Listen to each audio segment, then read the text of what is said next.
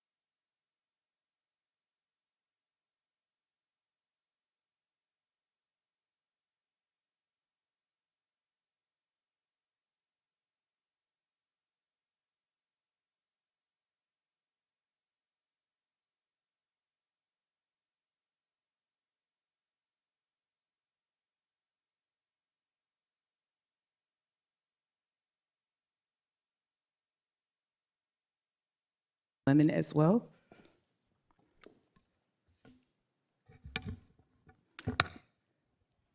Whereas the City of Durham proudly recognized the month of March as International Women's History Month, a time to honor the contributions, leadership, and impact of women who have shaped our community and strengthened the social, economic, and civic life of our city. And whereas women across Durham have long played vital roles as leaders, entrepreneurs, educators, advocates, caregivers, and innovators, contributing their talents and vision to continued growth and success of our community.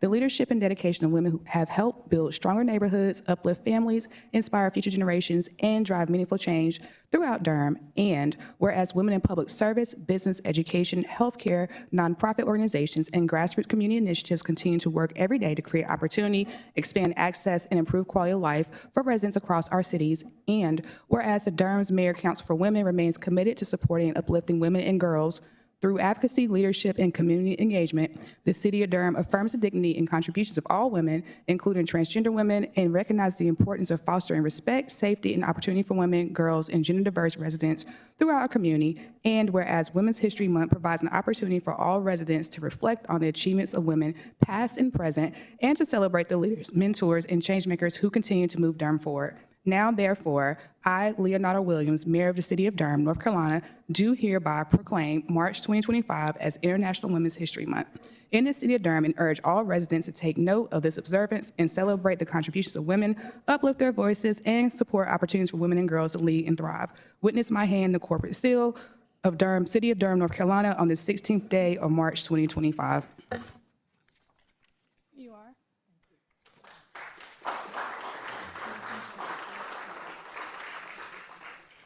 Good evening, everyone. We love Durham.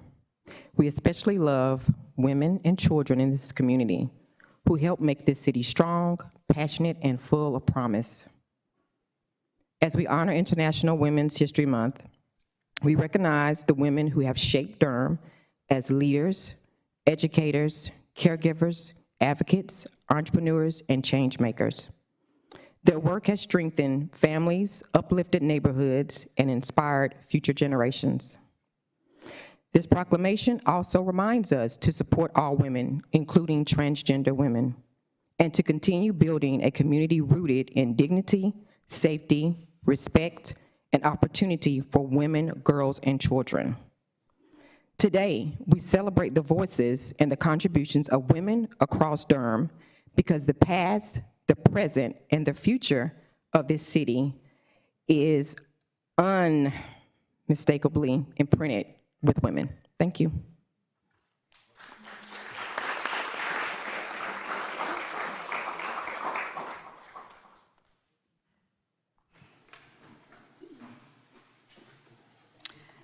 Thank you, and now I have announcements by council.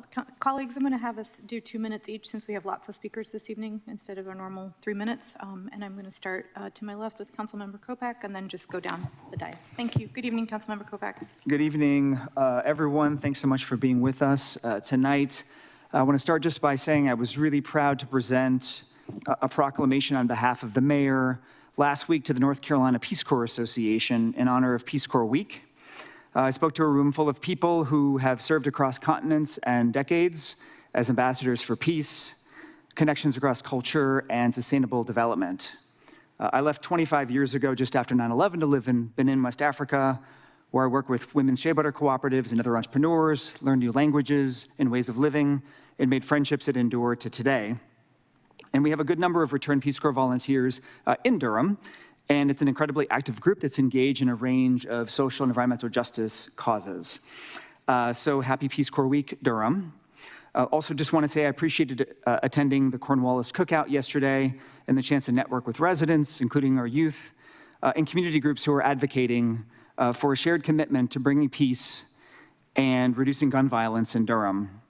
We can't accept the status quo, and it's really important that we come together around short-term and long-term solutions to stop the loss of life and reduce the terror that many of our neighbors are living under. I want to give a quick shout out to Bike Durham for its Fare Free Summit, El Centro for their La Loteria, and all the organizations that hosted communities over corporate profit. I enjoyed all of them. Finally, thank you to everyone who has submitted budget comments so far, and all of you who came this evening to give your input on the budget. I look forward to hearing from you. Thank you. Councilmember Baker. Good evening, everyone. Thank you for being here and for watching at home. First of all, I want to say thank you to all of our city workers who did a lot of work preparing for what was anticipated to be inclement weather here. It was pretty widely anticipated to be inclement weather. It's still a little bit touch and go, but I want to say thank you to everyone that did all of the work to prepare for it. Tonight we have the public hearing, the first public hearing for the fiscal year 2027 budget. I want to be pretty honest with you. It's going to be a tough year. It's a tough year in cities and counties across the United States for reasons that I think most people already know. The Trump economy is hitting everyone quite hard right now. Durham is not immune to that. We are feeling the same effects as everybody else. I do think that there are some things that have been self-inflicted, but I think that for the vast majority of the issues that we're facing, many of them have been imposed upon us historically and also from the federal and state governments, and they are things that we are just going to have to deal with. And so I want to be honest with people as early as possible that this is going to be a challenging budget, but we are going to succeed and come up with the best possible budget that we possibly can. And I appreciate folks for turning out here tonight, and there will be a second public hearing and, of course, going on to a vote. So now is the time to engage because you're engaging early. So thanks again.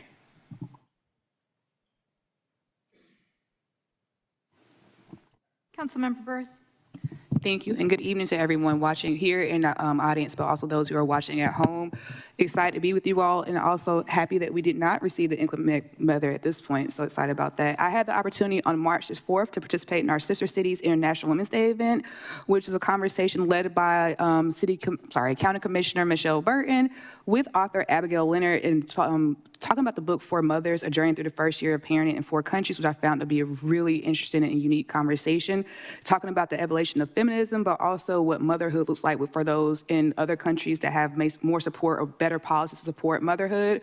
Also, it's followed by a resource fair. Got to meet a lot of amazing organizations that are doing work in the communities to make sure that parents have resources support. So super excited about that. Last week also was a bit of a rough week. Sorry, so I'm just dropping stuff on my lap. Don't worry about it. I did last week go down to East Main Street, and I don't recommend people go to active crime scenes. I did go for the shooting that occurred on last Wednesday, and I had the opportunity through some neighbor community people to talk to neighbors and residents and hear more about what they're experiencing in the community. It's rare that I say that something leaves me hopeless, but to hear young people, someone who's already been a victim of gun violence at 22, talk about their daily life. And when you ask them, what can we do to make it better? And they're like, just tear the whole thing down. Those are comments, someone being shot in front of their children. Those are the conversations we're having, and people in community are expressing what they want. They want increased police patrols, and they want community policing. They want more recreational activities. They want midnight basketball. It's about who's listening and who we're allowing to make promise live in our communities. And that's really, if you can let a child go through that, yeah, and then finally, I did enjoy yesterday's event. The community conversation in Cornwallis had a lot of great conversations. I'll lead you with this. It was a 6th grader who was out there, and she looked at me and she said, what's going to happen when you all leave? What's going to happen? And that's the reality of the kids in our community. So we need to do something now and not wait upon it. Thank you. Thank you. Okay. Councilmember Cook. Thank you. Good evening. I don't have much to add. I want to associate myself with a lot of what my colleagues have stated, and thank everyone who has come to speak on the budget. This is a really important time, perhaps the biggest decision that we make as a council up here, and I just really appreciate how much engagement there is, already has been, and I know will be in the future. So thank you all for coming out, for talking about what's important to you. We're committed to listening. You heard the comments up here. I think we all share concerns about what this budget will look like this year, and we're trying to balance quite a lot of interests from across the city, but it really helps to hear your voices. So thank you all for coming out, and I look forward to a good meeting. Thank you. Councilmember Rist. Thanks, Mayor Pro Tem. Good evening, colleagues, staff, Mr. City Manager, residents here and online. It's good to see you all. And it's great to see everyone out here to give us feedback on the budget. We really appreciate that. As my colleague, Councilmember Cook said, we really take those comments seriously as we craft a budget in a challenging budget year. It was a beautiful spring weekend, and I'm glad we avoided some of the more dangerous weather today. It's also a busy weekend in the Bull City. First thing I want to note is last week was Creek Week in Durham. Keep Durham Beautiful organized a bunch of creek cleanups all around the city. I had the joy of spending Saturday morning on the shores, in the muddy shores of Falls Lake, right near where Ellerby Creek comes into Falls Lake, with Ian from Friends of Ellerby Creek, along with Clayton and a bunch of volunteers. I want to thank all the folks that came out to the cleanup on Falls Lake, but also all the cleanups around the city. At Falls Lake, y'all, we picked up a ton of single-use plastics. So, like, if you're using single-use plastics, please make sure you recycle them. But if you can, try to use stuff we can recycle, glasses and not things that are just discarded. Our water supply is so critical in Durham, and keeping our creeks and the lakes clean is so important to our water supply, but also the city of Raleigh. So again, thanks all the residents that came out. Also want to note, as Councilmember Kopech said, he and Councilmember Baker and I were all at the discussion that Bike Durham organized about fare-free buses in Durham. It's a big priority of this council. We talked a lot about what it means for bus riders who ride on those fare-free buses and how we can support that long term. And so we look forward to that being a big part of our budget discussion, but it's, again, a big priority for the council. Also, big news Saturday night. I see a lot of sports fans in the audience. Southern High School won the state 7A championship against Mooresville. Yeah. The first state title for Southern after a disappointing loss last year. I know Zach Hawkins was there at the game. Mayor, you and I have a mutual friend, the former mayor of St. Louis, Tashara Jones, whose son is a starter on the team. So that's great news. I'm sorry I couldn't be there, but great news for Durham and Southern High School. And then finally, for folks interested in these conversations about violence reduction, remember the next conversation will be this Friday from 11:30 to 1:30 at the Holton Career and Resource Center. You can sign up on the city's website. Sorry, went too long. Thank you. Thank you. I don't have a lot to say except other than good evening, and I also want to thank Judea Reform. They had an Immigrant Justice Shabbat on Friday night, and I was invited to speak there, and it was a great gathering, and they hold these Shabbats at least once to twice a year. They will be donating, I think the amount was $60,000 to a variety of immigrant rights groups across the city, and so just want to highlight the work that they're doing there in resettling refugee families. Look forward to several of the events. I know that there's a design charrette, I think, for Long Meadow, East End Park, and on Thursday evening, and then we do have the violence reduction task force meetings. One is on Friday, and I believe the other one is on Saturday. If you go to the city's Instagram page, you can see both of those events and register. And that's all. Thank you. Good to see you, Mr. Mayor. Thank you. It's good to see you guys too, and somehow made it back. So glad to be here. I'll be brief. Yesterday, I joined colleagues at the community gathering over at the Cornwallis community, and it was great to see our community just come together. And the solutions we need are already here. We just need to be motivated to come together more often. And while we have this violence reduction plan going on, the plan is going to take a while, or the framework, it's going to take a while to develop the plan. And I hope that everyone will play their part and come and contribute to it.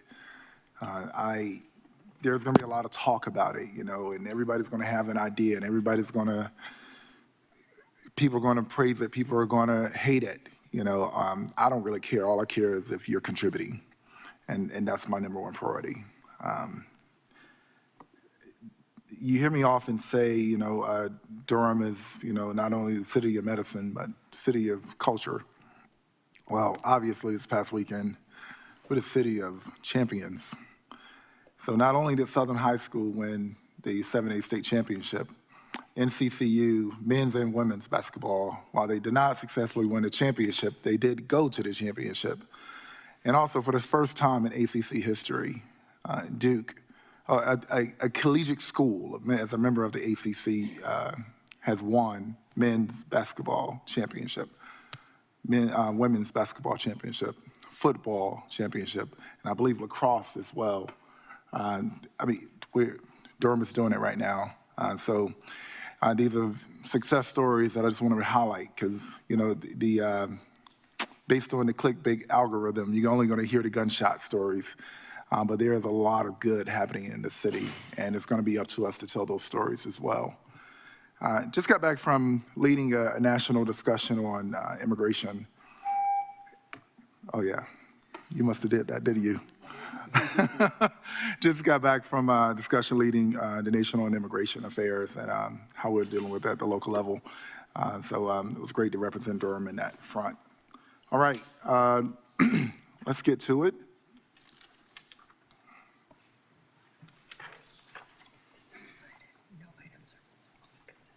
Okay, on consent, done. Okay, good. All right, thank you so much. Well, we are at the priority items. So, Mr. Manager, thank you. Folks, thanks for your patience. We went back and forth today a lot, determining whether we were going to keep the meeting on tonight, because we didn't know what the weather was going to do. But we're here tonight, and the weather turned out not to be as bad, so, but it was a bumpy flight. It was very bumpy. On you. Thank you, Mayor, Mayor Pro Tem, members of council. City Manager's office has the following priority items, and that is for agenda items number 10 and 12, additional information that was requested during the March 5th work session have been added under both of those items. Those are the City Manager's office priority items. Thank you so much, Mr. Attorney. Good evening, Mayor Williams, Mayor Pro Tem, and members of the council. It's good to see you. The City Attorney's office has no priority items tonight. All right, thank you. Good evening, Mr. Mayor, Mrs. Mayor Pro Tem, and members of City Council. The City Clerk's office has no priority items tonight. All right, thank you. I see a lot of rackets in the audience. What's going on with that? Hold them up. Number 15. Item number 15, okay, all right. Cool deal. All right, well, this time I'll read the consent agenda. All right, item number 1, Durham Performing Arts Center Oversight Committee. Number 2, Durham Workers' Rights Commission 2025 Annual Report. Item number 3, Mayor's Committee for Persons with Disabilities 2025 Annual Report. Number 4, Participatory Budgeting Steering Committee Annual Report. No, don't do that.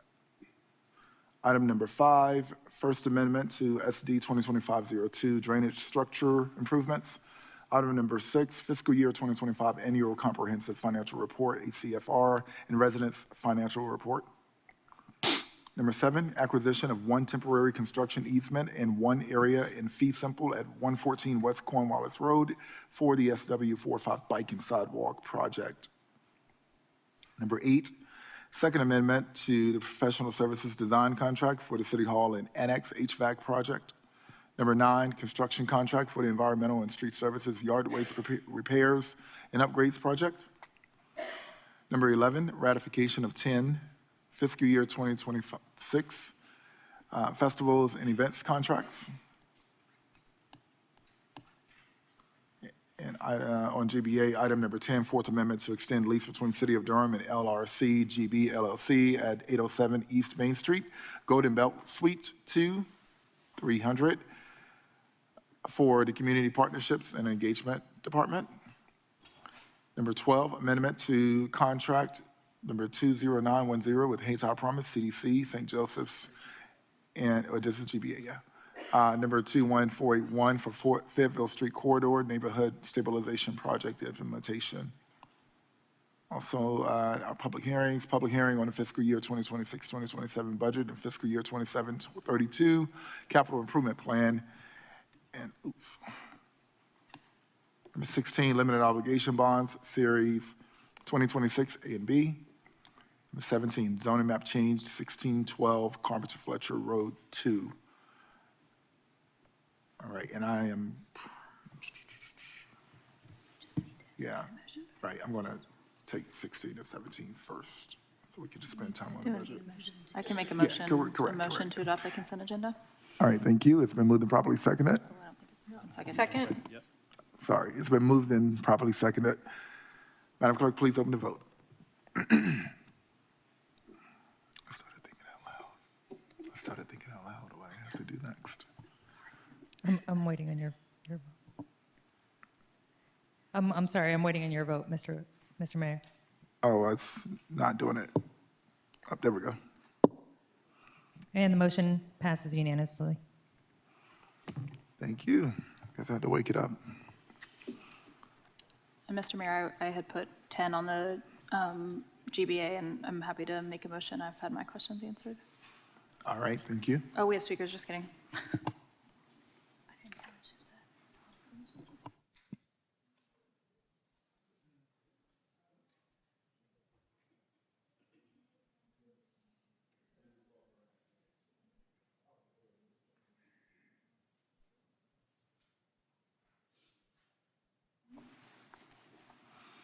Oh, yeah, it is. Okay. All right, that's the consent agenda with the exception of items 10 and, nope. Already adopted it. Gotcha.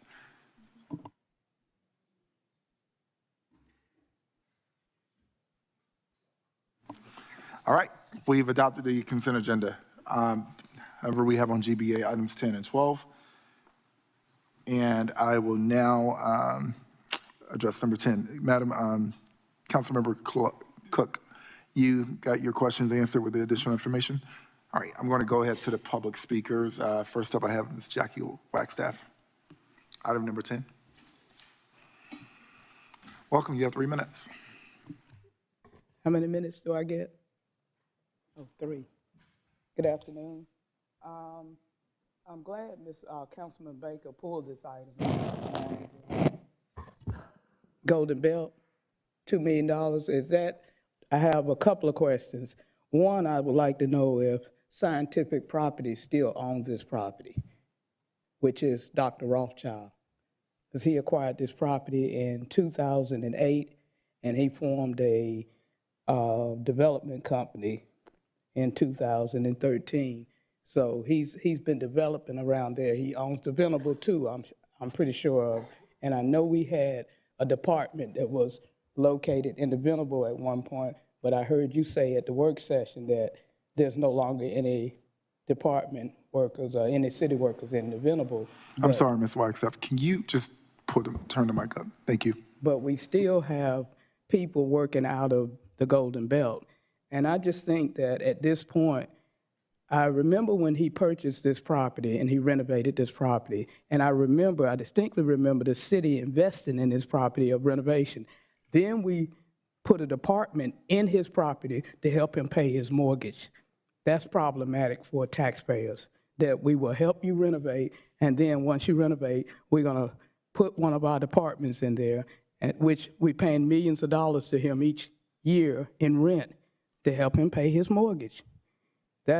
That's questionable. So on this item right here, two things. Does Scientific Property still own this property? Is this still a part of Dr. Rothschild collage of real estate property in Durham? And is this $2,208,440, is that yearly? Because you want to sign this contract tonight to give permission for you to sign this contract for another 5 years. So is that going to be the total amount for the 5 years, or is that $2 million, almost $3 million going to be each year for the next 5 years? So that's my questions on that property. Thank you for your comments. Next, I have an online speaker, actually, Justin Sacco. No? Is the resource person? He was the resource. Oh, sorry. Yep. Apologies, Mr. Mayor, he's listed as No, you're right, and you highlighted it for me. Thanks for changing it up for me, and I still messed it up. My apologies. I'm blaming it on Madam Attorney. Next, I have Ms. Victoria Peterson. Welcome, you have 3 minutes. Yes, I'm Mrs. Peterson. I want to sort of piggyback a little bit on what Ms. Wagstaff has just stated. Scientific Properties. Now, if I can remember, and none of you folks were up here at that time, this happened years ago. This was a young man that was one of Duke's Duke doctor. At least that's what we were told. He had a relationship with Duke. So I also have a question. What happened to the dollars that I thought the city gave him to fix up and remodel the property? I think it's what, St. Mark's? That the city across the street from, I'm sorry, I don't want to say anything wrong, but across the street from Mr. Hester's property, that they was across the street, that they had that large area over there that they were supposed to, at least he and his group was supposed to be remodeling. So I would like to, where's this Jones? Where's the person that's, Mr. Mayor, last name is on the bottom of this? We have some questions for them. I would like to know what happened to those dollars, because that property to this day has not been remodeled, has not been built upon. It's just sort of a sore space there in the community. So is the Jones here that we can ask them some questions? And also, I was over there at Golden Belt. You folks are paying rent over there, but I know one of those buildings, the city does not have office in there. Because I was looking for the young lady that was dealing with Hayti, a Hayti Promise. I was told that her office was over there. And I went over there numerous times. And then that whole section that they were in, that the city's paying for, there was no one there.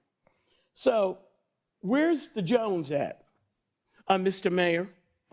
Yeah, we'll make sure they speak with you to get your questions answered. Well, I would like for them to answer it now, since this is a public hearing, if you don't mind. It's not a public hearing, and I want to make sure you get your question answered, but it won't be in this forum. Okay, well, can you folks sort of ask them Oh, it's documented. Your What question have is they- there. Yeah, is he still involved?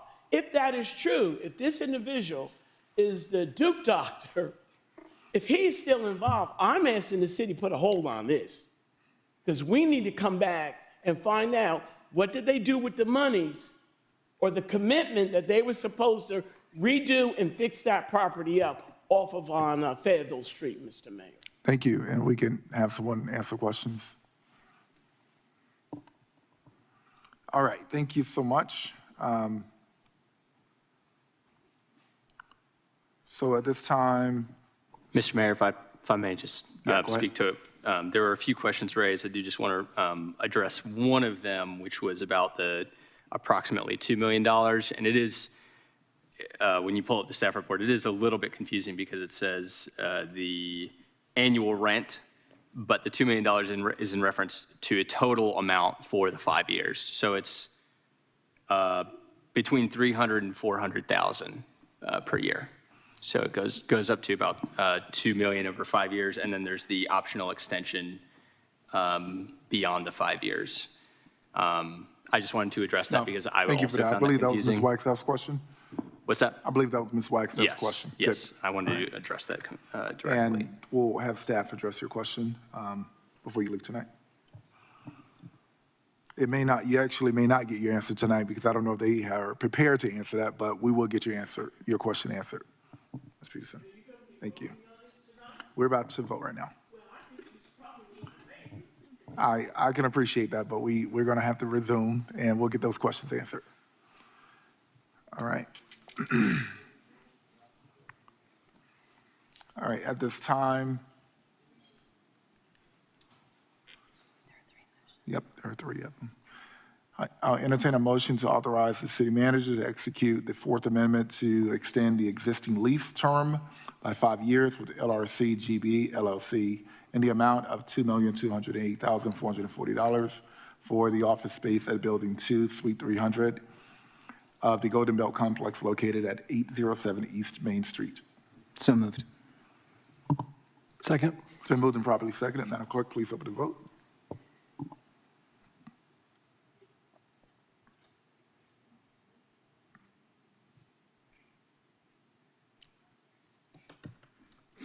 Please close the vote. And the motion passes unanimously. Thank you. I'll also entertain a motion to authorize the city manager to execute an option to further extend the term for an additional 5 years in the amount of $2,776,634. So moved. Second. It's been moved and properly seconded. Madam Clerk, please open the vote.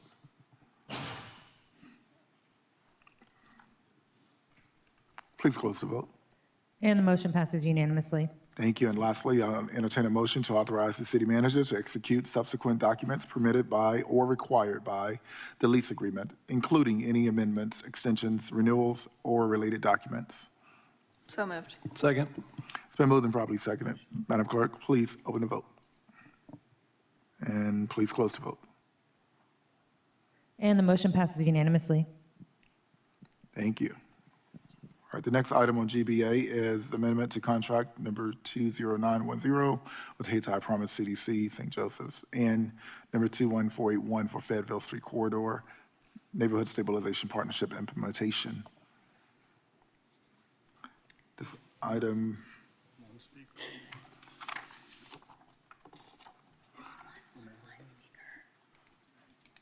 What's the item number? Yeah, it's the first one. Yeah. Oh, right here, number 12. All right. Madam Clerk, do you see Amanda Wallace online?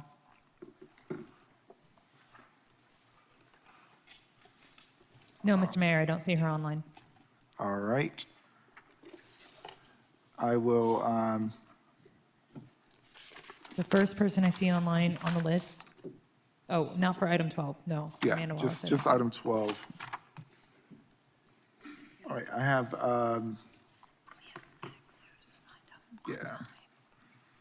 Okay, I'll start right there. First up, Ms. Jacqueline Wagstaff. Welcome, you have 3 minutes. I had a lot of questions about this. contract. And one question, and it may be small in the amount, but we never got an answer. I would like to know how a city employee's card was credited $1,000 to be repaid to that city employee. That question never was answered. And it may be a small amount compared to $10 million, but it's an important question because I can't imagine why a city employee should have been paying for anything for this nonprofit when there was $10 million involved. Also, there's quite a few other questions about the creation of the nonprofit, the length of the nonprofit, how they obtained the money in 2024 when they didn't even have a 501c3, and mainly would like to know why Hayti Foundation wants to pull out of being the fiscal agent of this organization. And now you want to redirect these funds back into the city Harper so that they will not have to meet the obligations of the government, the federal government, ARPA funds, because those funds would have to be used by the end of this year. So by the proposal tonight, if you agree to it, then when that money goes back into Harper, they no longer have to abide by federal government rules. And how many other organizations got Harper money that are going to be given this same extension? So got quite a few questions, but I'll write them and submit them. Thank you. Next, I have Angel Isette Dozier.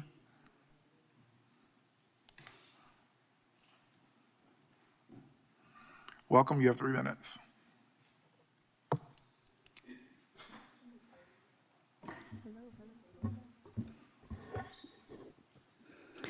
Good evening, Angel Isette Dozier, Historic Pine Street. I'm here to formally ask that you vote no on item 12.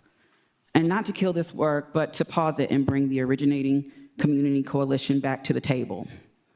If this revitalization is going to happen, it must be done transparently with the people it belongs to.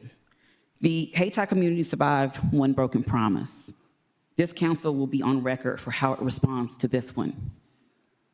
If we're going to move forward and revitalize the Hayti community effectively, it must be done without deceit and the rampant division and exclusion that many of us originators of the plan have experienced.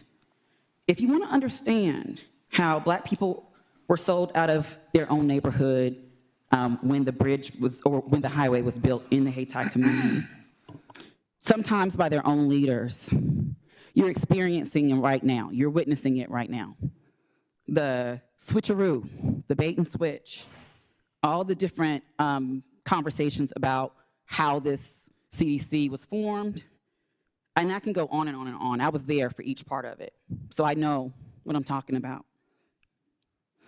Tonight, you're being asked to authorize $6.755 million, transferring it from St. Joseph's Historic Foundation, an entity that was never supposed to be a assigned fiscal agency, to Hayti Promise CDC, an entity formed by the former executive director of Hayti Heritage Center, Angela Lee, using its 501c3 status, St. Joseph's 501c3 status, and street address, 804 Old Fayetteville Street, without St. Joseph's Historic Foundation's knowledge nor consent on February 13, 2023.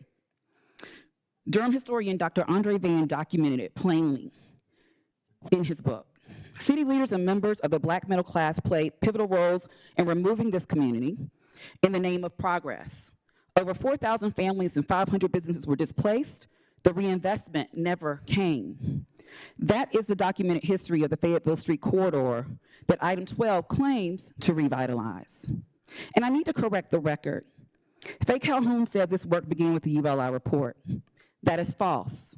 The ULI report was not published until November 2022. Our coalition had been working on this work, particularly since July 2022, and I was working on this for 10 years prior, particularly in 2021 at Hayti Heritage Center. I can provide more details. I'm running out of time, so I'm asking that we pause this decision and bring in the originating community coalition to do this right. Thank you. Thank you for your comments. Next, I have Victoria Peterson. Welcome, you have 3 minutes.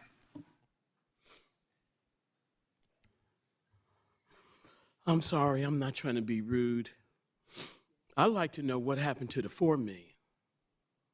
This organization and whoever they were partnering with, they were supposed to be responsible altogether was $10 million. And that's good and that's fine.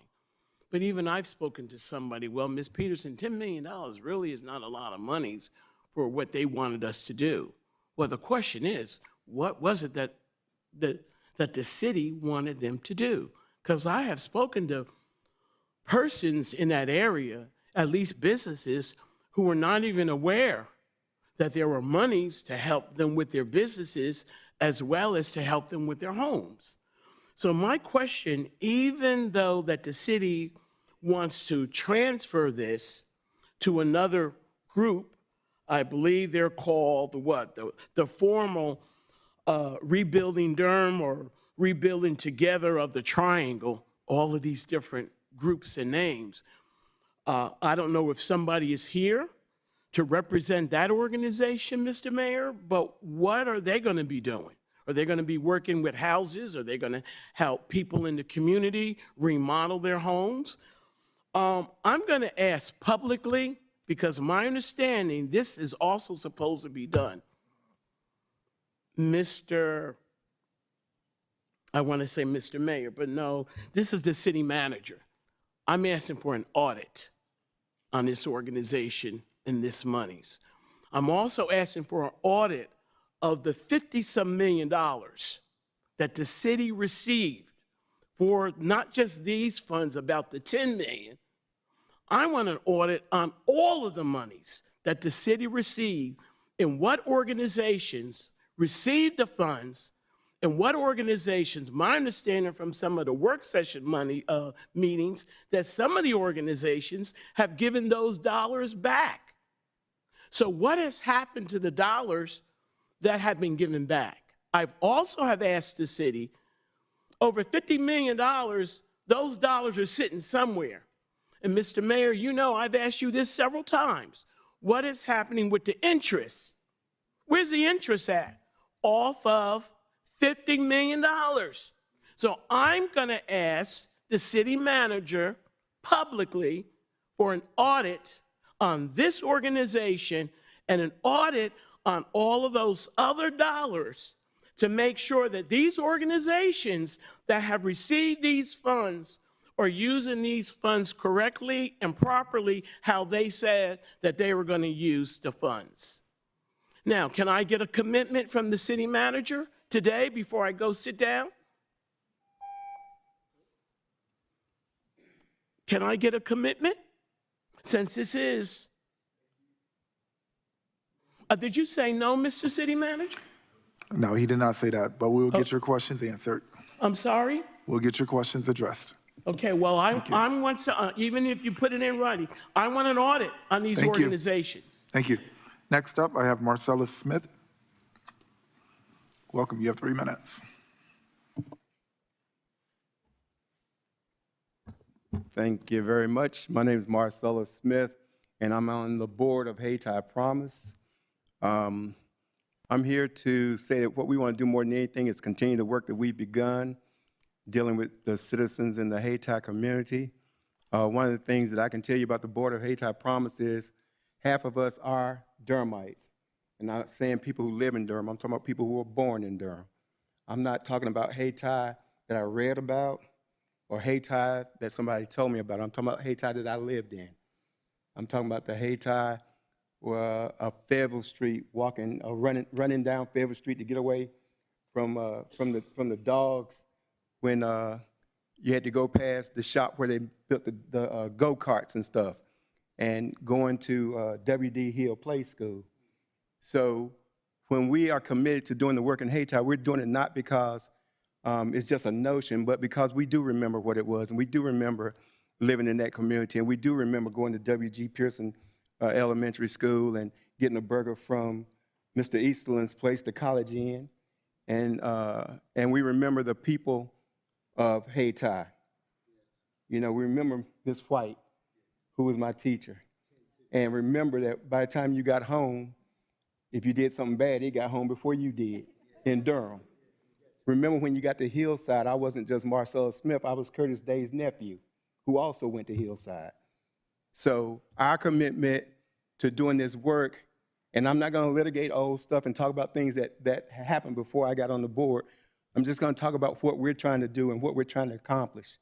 And like many of you have heard, my main goal is for North Carolina Central University students to be able to walk from their campus to this downtown that we talk about without being harassed and bothered and not safe. They deserved it. I used to walk from my house to W.G. Pearson School every day and wasn't concerned about anything. And Fairwood Street deserves to be that again. And so I'm just asking that you vote in favor of this, because I can just tell you about our commitment to what we're doing. And I appreciate your time. Thank you for your comments. Next, I have Cheryl Brown.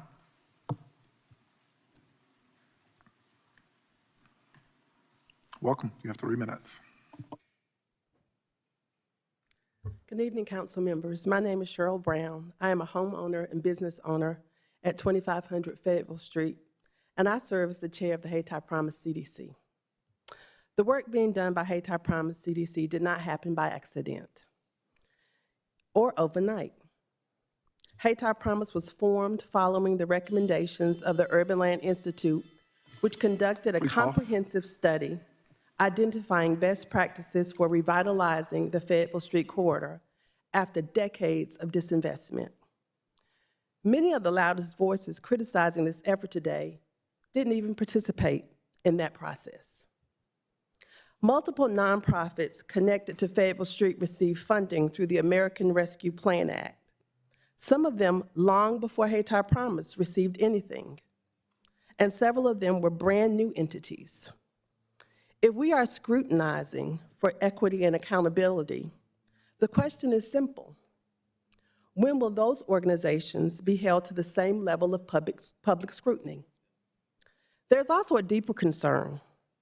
So many loud voices claim to speak for our community.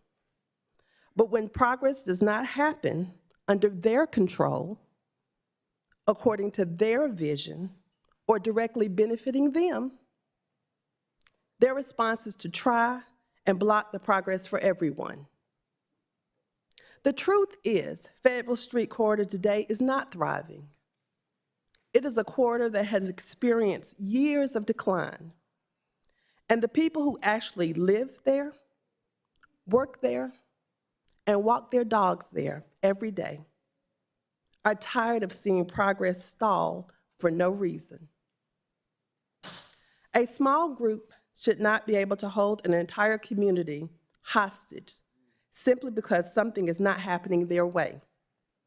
The residents, the business owners, and families who live along this corridor are paying attention because the future of this community matters to us. Real community leadership is not about control. It is about progress. And people who live there deserve progress now. Please let us continue our work that we are working so hard to do in the Fayetteville Street corridor. Thank you. Thank you for your comments. Next, I have Larry Hester.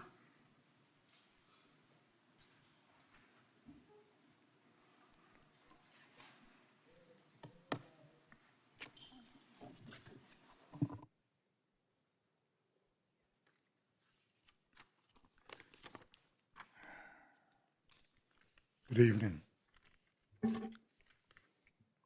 Can you hear me? Yes, welcome. You have 3 minutes. I'm sorry. The reason that I'm here tonight is that I was encouraged to hear several council members say that $10 million was not enough to rebuild Hayti. And with that in mind, I request that the organization I represent tonight, the Durham Business and Professional Chain, some of the initiatives that we have created be funded in the upcoming budget cycle. Urban renewal may have destroyed Hayti's buildings, but the vision of rebuilding has never left our community.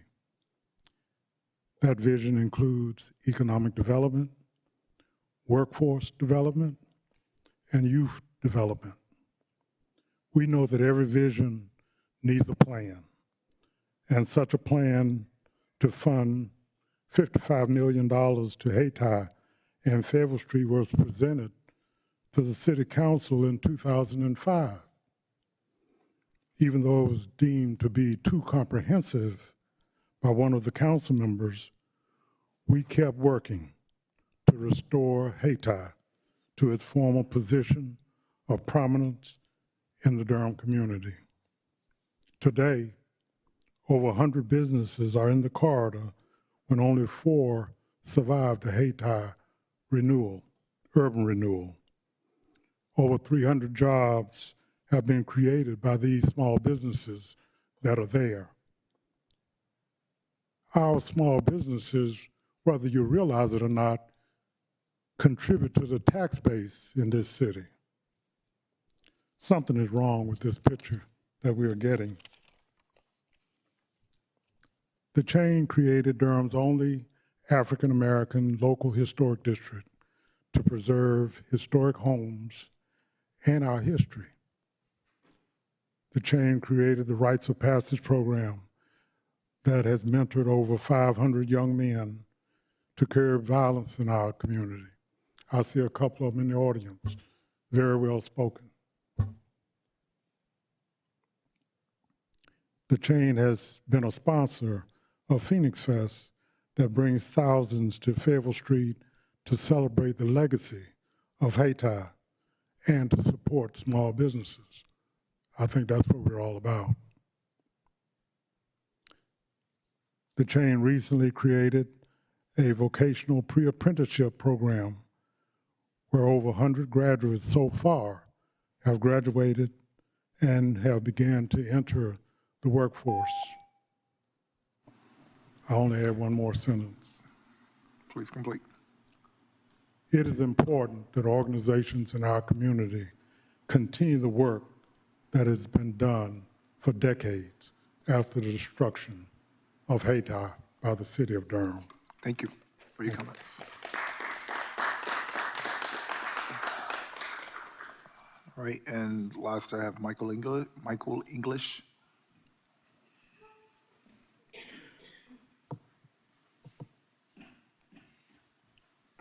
Welcome, you have 3 minutes.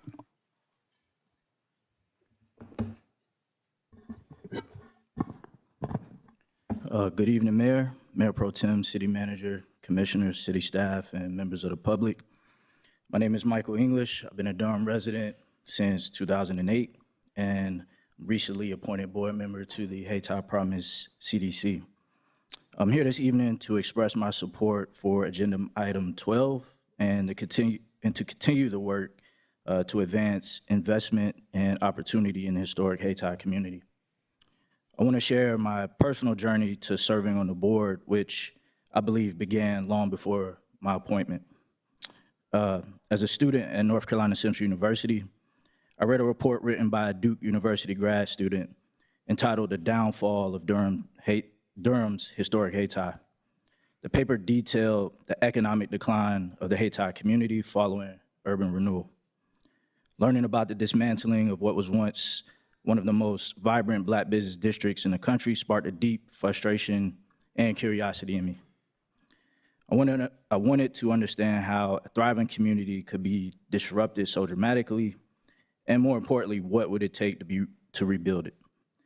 That question ultimately led me to UNC Chapel Hill, where I earned my master's in city and regional planning and business administration.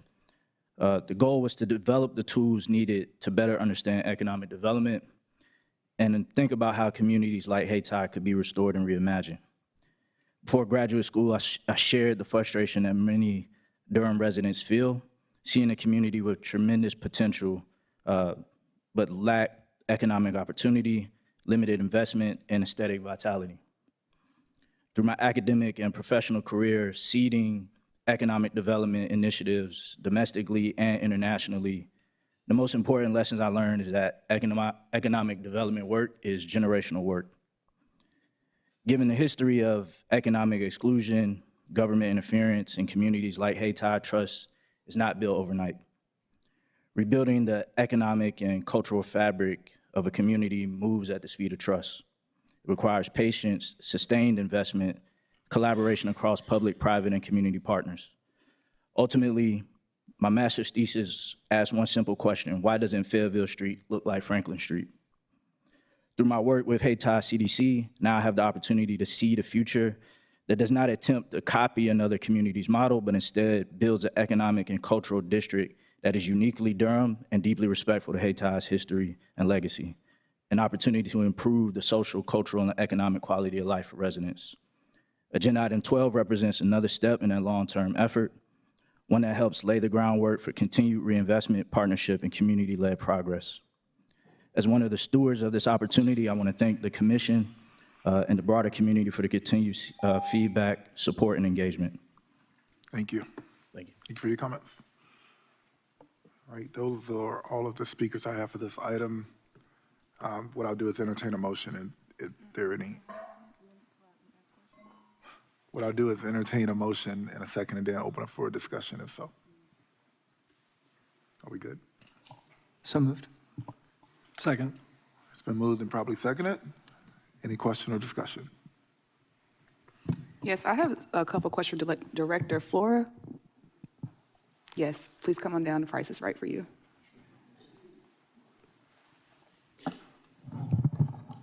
Tim Flores, City Finance. Hey, Director Flores. So I have a couple questions for you in regards to the revenue replacement. Just want to make sure we all have the same baseline to understand this. So if we as council approve this change, will we have met our maximum amount of dollars for revenue replacement? Is there like a cap on how much money can be utilized for revenue replacement? The cap for revenue replacement is $10 million. Okay, so this single project would completely exhaust the revenue replacement fund? Only the two contracts we're talking about in this agenda item are under the revenue replacement, which was like $6.7 million. Okay. The other 3 point whatever was regular ARPA funding. Okay. So if we, again, move forward, will we be able to provide other organizations with the opportunity to have additional time utilizing this method of revenue replacement? All right. Just for the record. Thank you. Potentially, yes. Okay. So is there opportunity at this point, instead of reclassifying the entire $6 million, is there opportunity to reclassify a lesser amount? So instead of, you're saying like the remaining, like the 3 were used for ARPA funds and met the guidelines, so the rest of the 6 is now gonna be revenue replacement. Is there, if we decided to say, hey, maybe we should just like give them, maybe use $1 million for revenue replacement and then allow other organizations to use that money to have it spending deadlines, is that an opportunity? I think I would have to go back and take a look at individual projects and wrap my head around that. I'm not sure I fully understand what you're saying, but yes, we have up to $10 million of revenue replacement funds. We would have to like juggle some stuff. Let me ask it this way then. If we approved this, how much money would be remaining for revenue replacement? So there will always be $10 million in revenue replacement funding. Okay. But if we swap the funding, so what I would be swapping out would be regular other expenses that would just supplant that amount. And so again, I'm not exactly sure I understand exactly what you're asking of me. Well, and this is, you can have a seat. Thank you so much for that. Because what I'm getting around to is an equity issue. What I will know is that we can go back to, I believe there was a memo by the Audit and Budget Services, well, the Audit Department that flagged in April 2024 that, hey, this money there's a delay in obligating the funds, and it particularly highlighted for around the Fayetteville Street corridor that there was concern if they didn't obligate the funds, but there would also be a concern that the group would not be able to expend the funds by the December 31st, 2026 deadline. That was flagged in 2024. So I'm trying to understand, and then there was also in the recommendations where it's set by the manager's office that said like, hey, we acknowledge and we'll make sure our staff works with this group to ensure they're able to expend the funds by the 12/31/2026 deadline, right? So that's 2024 that happened. If we want to advance to 2026, we received an email telling us, or a memo advising us there'd be a termination for several groups for convenience because the organizations haven't advanced at a pace necessary to ensure compliance. This organization, in my thought, if we're still utilizing the ARPA guidelines, they have not advanced to meet compliance. So what I'm trying to establish is there a way to ensure that other organizations have the same opportunity to have revenue replacement to get there, because with my, I'm sorry, slow down. My concern is that we've had city staff embedded in this organization and they still have not met compliance. Well, they still have not been on pace to actually spend the funds. And so when you think about a lot of great work happened in the Fayetteville Street corridor, it's like, are we not providing this opportunity to not only orgs in that corridor, but other organizations that have to return the money back since they were not on pace? Why is there exception for this one organization and not all the organizations? Is that kind of, you get where my timeline's going here? Yes. I mean, I don't know. There is $10 million worth of revenue replacement funds of the $52 million that are out there. And so we obligated up to what we could. And at some point, we obligated all the regular ARPA funds that we had. And then we moved into the revenue replacement funding. And so I can see what you're saying, but it also, we're trying to go back and rethink the circumstances we were in 2 years ago. And so at the time, that was not it wasn't a consideration. I mean, I don't really know what else to say. Do you want to take a moment to go and like do a little research? My colleagues answer questions so we can get some footing on it, or like, so what I'm getting around to is that again, this isn't about holding a community or a neighborhood hostage. As I said plenty of times before, it's about making sure we're accountable for use of public dollars. With this CDC corporation, you've already had board turnover, right? So they just received their 501c3 status in December of 2025. So what I'm trying to do is make sure that as a city, we are setting organizations up for success. And if we have embedded a city staff person, if it was flagged in 2024 that, hey, based on your delay in obligating these funds, this group's gonna need extra support. And then we turn around and it's like, okay, so we're gonna put a staff member in there to help them get through these hurdles or set everything up because this is a new organization that was formed in response to this report is what it sounds like at this point. And so then you have the staff member embedded in that organization. They're still not making progress to goal, and we are affording this opportunity to one group while we have others who are being forced to give the money back. Does that kind of like, so it's an equity clause for me here. And thinking about the city took a risk, and now could we have done better to make sure that they are going to be on track? Because based on what I've witnessed and seen thus far, it shouldn't be this hard. I had spent the last week of my life meeting with other organizations who are submitting or who receive ARPA grant dollars. I was able to go through their documentation. They had application packets put in there. They had scope of work, but also bank statements, receipts. Everything they've done was all compiled in one document. We asked questions about this organization, and it's like being like a Where's Waldo, like trying to find things on your own more so. If you are submitting these reports in a timely manner, then I felt that should be more easily aggregated, right? That you should have that somewhere, because other groups were submitting, and then other groups were being flagged, like, hey, you might not be on pace. I want to make sure that everyone has the same opportunity here, and I just really don't think that I've been convinced of that at this point. That's what my comment is really going. Like, so we can replace the money, all the other things, but I don't feel comfortable at this moment because we have provided special support to this organization and still have not met the metric. At some point, someone has to be the adult in the room and say, what can we do differently and move forward? Thank you.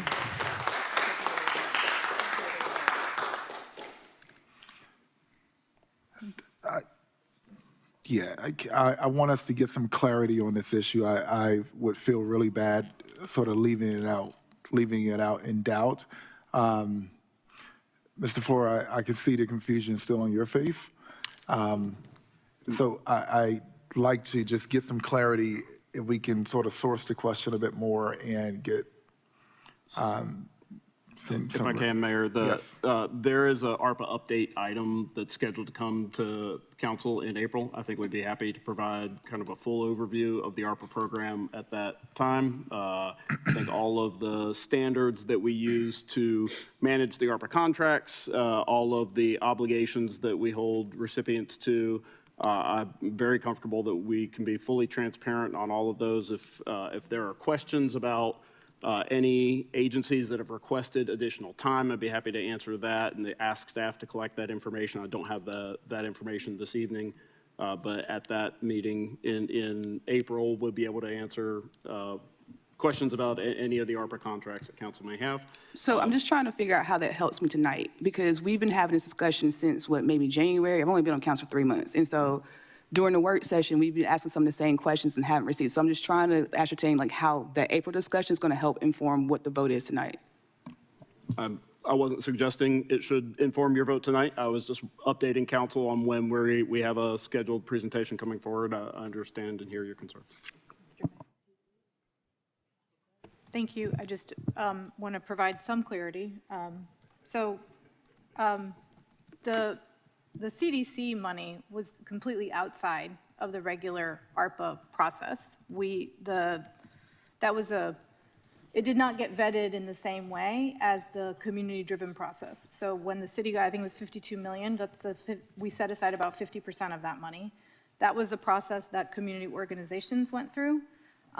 We have had several updates on those projects. There are a few that weren't able to meet the terms. There weren't that many of them. Most everyone was successful. And if I'm not mistaken, I don't think anyone got more than $1 million in that process. That was kind of the cap that we put. So this has always been kind of a parallel or outside process to that, the process that you're talking about, Councilmember Burris. So just providing that additional information. Everyone's going to vote the way they're going to vote this evening, but it's not the same as that process was, if that makes sense. We basically were like, we're going to hold some money aside to see what else kind of comes forward.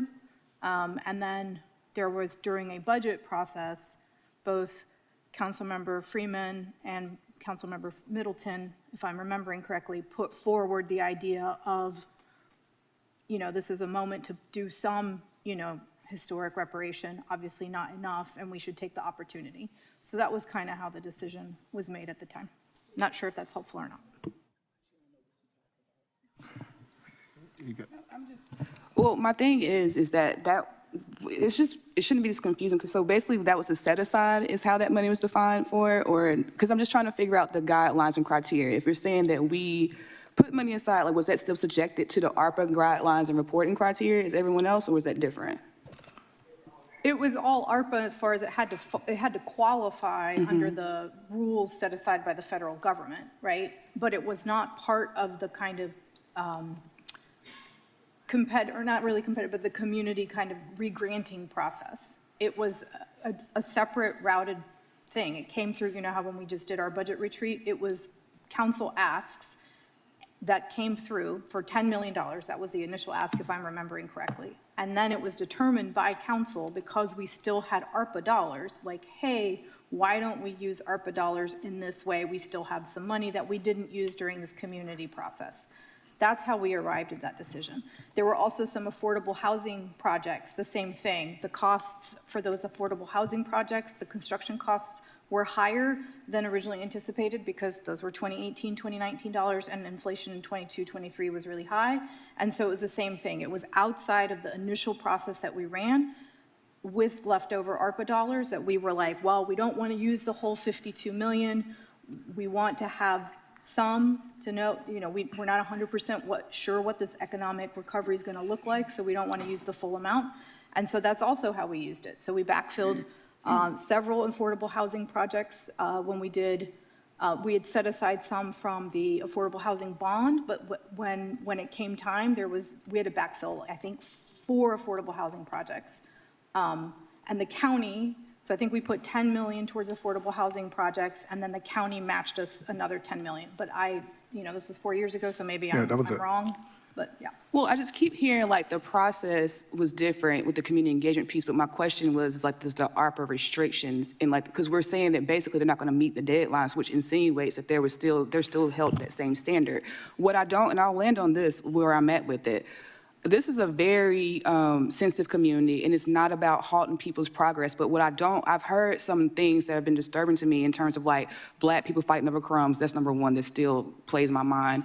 But then this notion that, oh, Black folks can't get things together. And we're hearing that from non-Black people. And so what I don't want to have happen is that we see that, downtown is approaching this neighborhood very rapidly, and it's going to have some impact. And then we recall the moment that we invested $10 million, and we cannot show where that money or how that money was spent and utilized in this community. And that's going to be justification for us to say we can't give you any more money because we've already invested and didn't get the results. So my thing is like, there's an optic that the city in this involvement, it doesn't look like we have done our best to ensure the success of this organization. And that's all we've been trying to get around for a month and a half. So I'm still solidly at a no tonight. Thank you. Yeah, thank you, Councilmember Burris and Mayor Pro Tem. So go ahead. Sorry, and just so you know, we had to restructure affordable housing deals exactly for this problem. We had to put the ARPA dollars forward when we were talking about a subsidy stack exactly for this reason, because whenever the dollars came down, we always knew that we were gonna, like, it was an awareness from the beginning that we were gonna maybe run against the clock. So it's not the only thing that's had to be restructured to make a thing go. So when we were looking at subsidy stacks for affordable housing projects, we had to make sure that the ARPA dollars got expended first before our local matching dollars. And so this isn't the only one that is kind of, quote, like outside the process. I'm naming the affordable housing ones because they were also outside kind of the community-driven or community re-granting program. Yeah, I just in 21, when I was elected with Mayor O'Neill, when we came on council, the process for ARPA had already started, and the city was getting $52 million. The process was, I guess, devised by the council then, and there were a lot of organizations, and I think the criteria, the standard was no one would get over 75% of their requested amount. But it was a lot of organizations, which means the city stood up a department, a team, to support all of those organizations. So staff were sort of embedded in all of them. When we got on council, I remember hearing Mayor O'Neill and Chair Howerton at the time really wanting to invest in affordable housing. And so that was a decision that was made, as well as wanting to do something pretty significant. And this was an opportunity, after listening to much of the discussion in the Haytop community. Councilmember Freeman, I believe, asked for $30 million. And Mayor Pro Tem at the time, Middleton, asked for an amount, and we ended up on $10 million. So instead of breaking it down into multiple organizations like the first round, which was a process that the council devised, we, at the time, majority, and everyone, I believe, agreed to make two significant investments, one in affordable housing and the other into the Haytop community. And part of that discussion was, putting it in the community's hands and letting them figure it out. I believe at the time, because the ARPA's, the requirements of ARPA changed, and I forget what the terminology is, but it changed, and we were able to utilize up to $10 million worth of replacement funding, which that was a lot of money for so much work to be done in order to have spent by the end of 2026. And I believe at the time staff did choose to revenue replace that $10 million. Now, to your question, Councilmember Burris, and to your response, Director Flora, part of it has already been spent, so therefore it would be $6-point-something million remaining. So that would mean we still have X amount that could be revenue replaced. Am I understanding that correctly? Or it has a 10 million? No, because earlier we did the 10 million replacement already, correct? Right. All of the ARPA funding has been obligated. Okay, gotcha. All right, and so the previous amount, the previous organizations were under, so every dollar for ARPA that was given to the city of Durham and expended out to organizations met the requirement for ARPA. The other process is what we actually came up with here locally, correct? That was the first round of funding with all of those organizations and setting the standard of up to 75% worth of the requested amount. I follow it. Basically, the federal government gave us a process to expend ARPA money. We did that. To get the money on the ground here in Durham, we chose to invest in community organizations.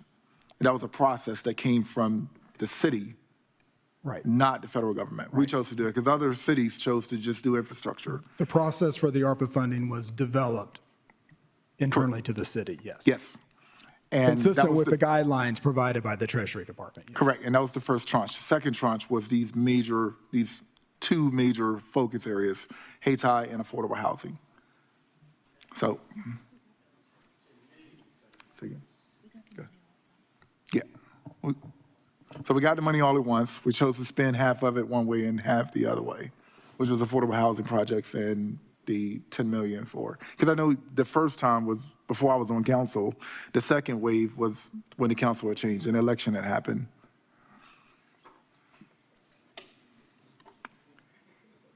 Any other questions? Any questions? Go ahead. Thank you. I feel like a bit of a broken record here because what I keep saying is that every time we have a conversation, I feel like I, again, have less and less clarity, or I learn like new information that I wish I had maybe gotten like months ago when we talked about this for the first time. So this has now been the fourth time we've discussed it, I think. It's helpful context to hear about these like sort of two, I know they're not tranches because they came in at the same time, but these like sort of two, the way that the money was divided into these two big pieces. It's also like maybe makes me feel more concerned about it because it's such a much larger amount of money, and we put it into a brand new organization and also had flagged concerns in 2024 in our own city records about the ability for those timelines to be met. So it's like we already had this like extra large contribution that we wanted to go to Fayetteville Street Corridor.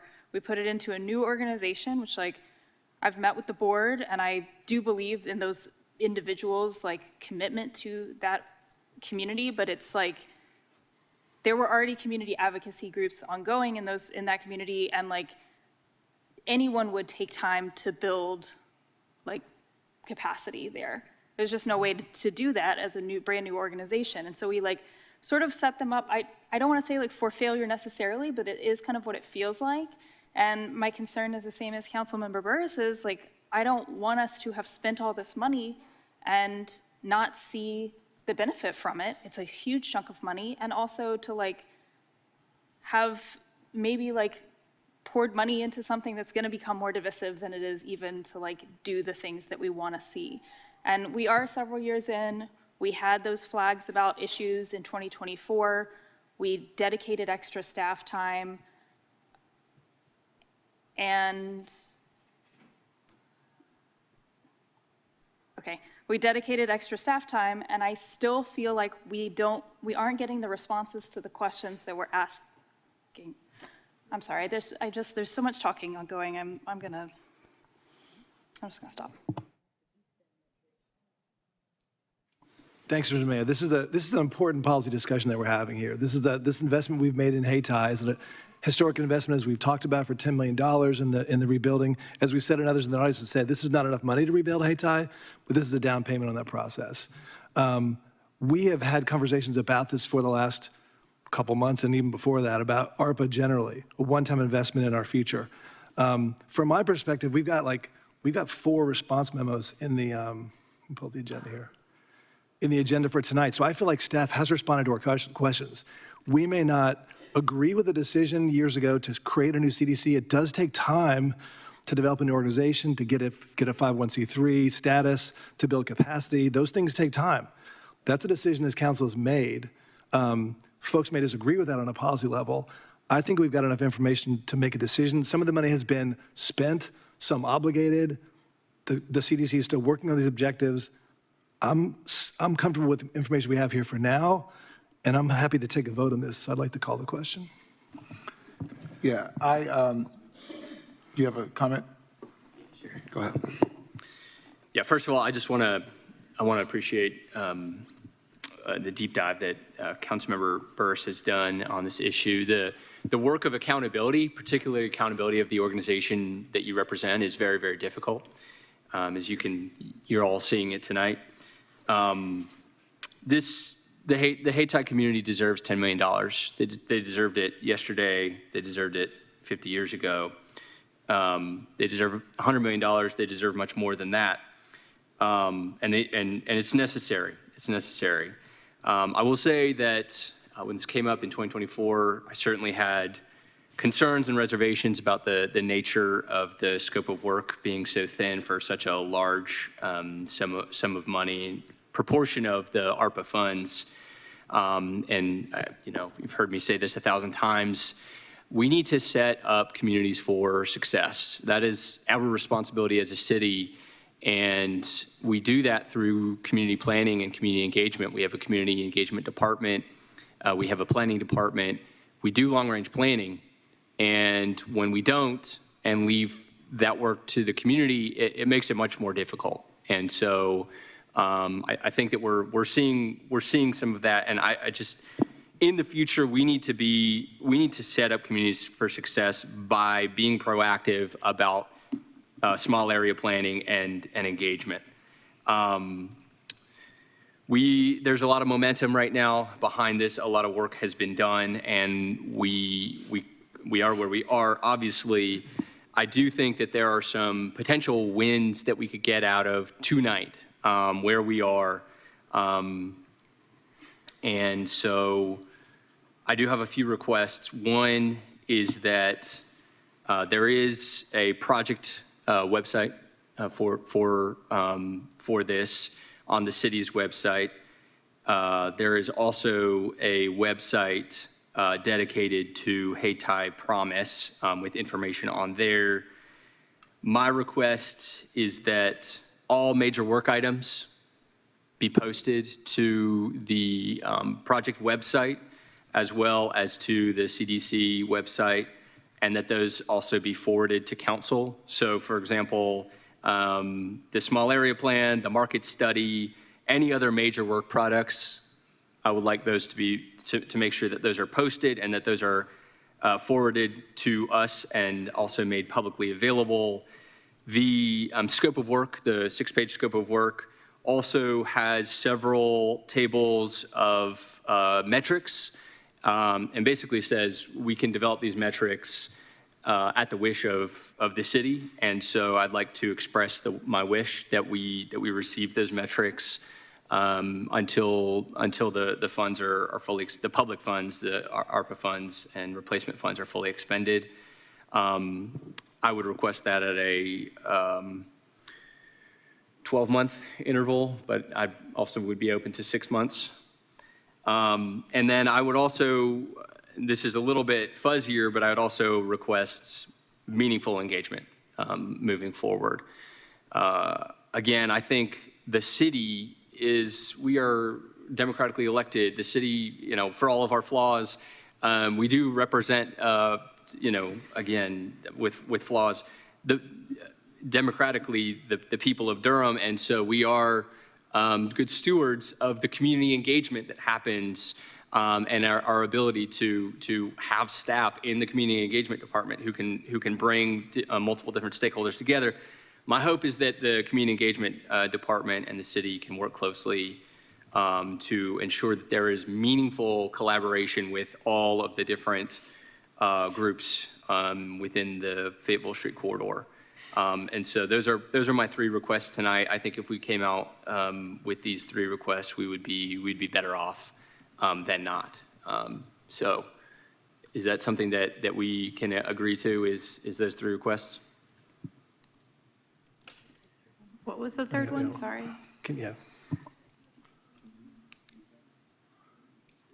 Yeah, Councilman Baker, can you just restate those 3? Let me ask on the mic. Councilmember Baker, I'm going to ask that you repeat your request. The only concern I would, not even a concern, but just question is how much can we not engage? I think we can engage, but how much can we control if any of those requests, I'm asking you the same again, if they require operational control from the CDC? That may be a question. I think these, well, yeah, Madam Attorney. I think the things that Councilmember Baker is asking are not things that are appropriate to work into motions for the item. They're not contractual things. They're administrative things, oversight things. And I believe I will defer to the manager on, how he wants to receive information from the council.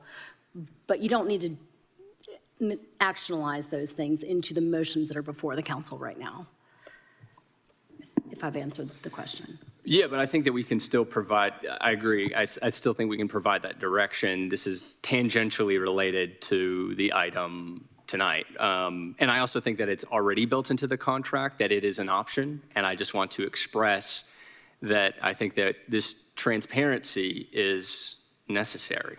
Yeah. Yeah, I don't disagree with that. Yep.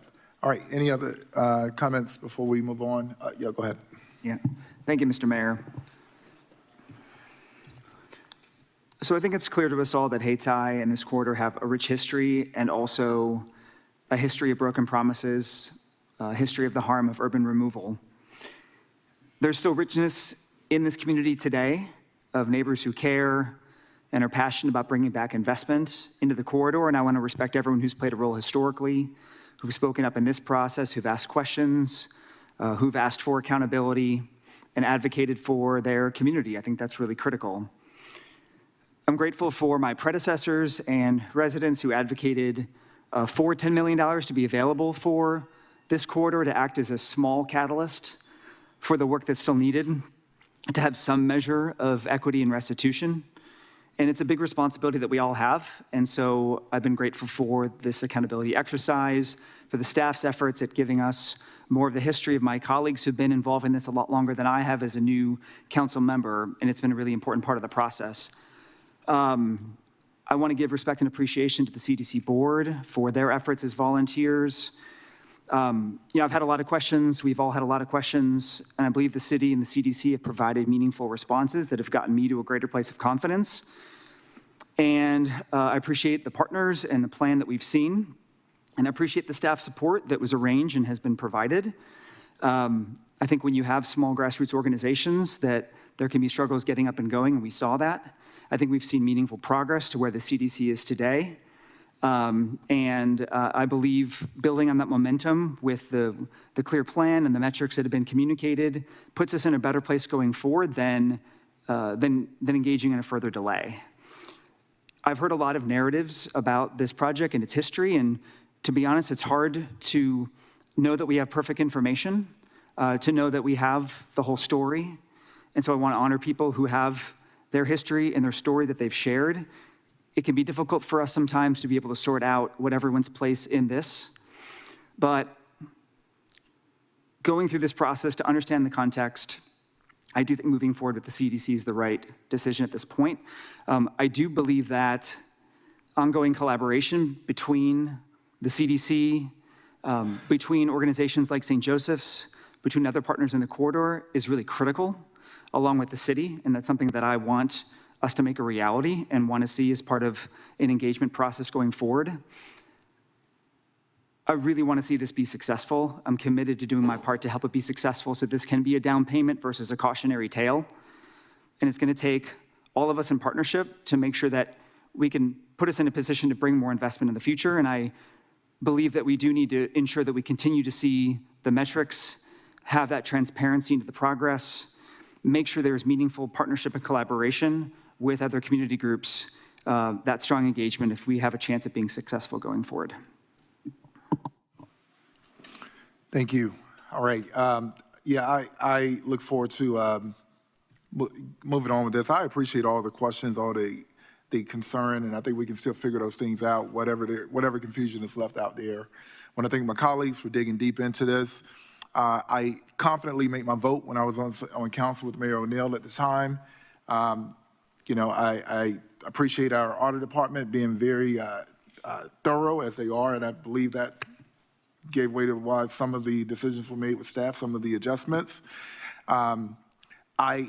Several organizations and nonprofits in this community have received millions of dollars, and not every organization is getting this level of scrutiny. And I want to make sure that I don't challenge the competency, but also want to honor the concern. So on both sides of this, so I'm going to go ahead and support this as we're moving forward with it. Councilmember Ritz, you called a question, and I am out of order. So I'm going to call for your question. I'm going to honor your question, and then once again, we will. Give me one moment just to make sure I'm in.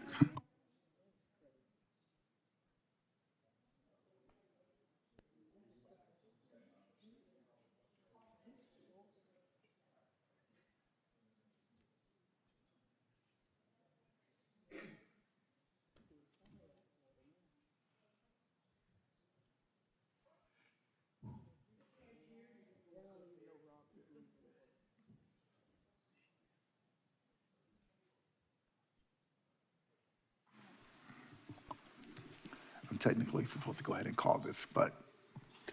Several people have spoken since he. Yeah, once everyone has spoken, I need to go ahead and call the question, because he did call the question after the motion's been made, but I'll honor it, and then we'll go. Yeah, I mean, I stopped because there was like so much whispering and I was having a hard time concentrating, and I don't have much to add. I just want to be really clear that like, I'm still debating. I'm still really not sure where I stand on this. It feels to me like I want this amount and more to go to this community. So if I vote no, I want to be really clear that it's not an issue of trying to block any progress in Fayetteville Corridor. It is really to ensure that we are being good financial stewards of money that we are distributing, and we have had high levels of scrutiny. I know that I've pulled a bazillion contracts in work sessions. This is the tip of the iceberg, but we have high levels of scrutiny for public dollars. And as I had a conversation with the board, like, if you take public money, you have to be accountable to the public. That's just part of how it is. So it's not a question for me of whether this community deserves this money. It's not enough, as several of my colleagues have said.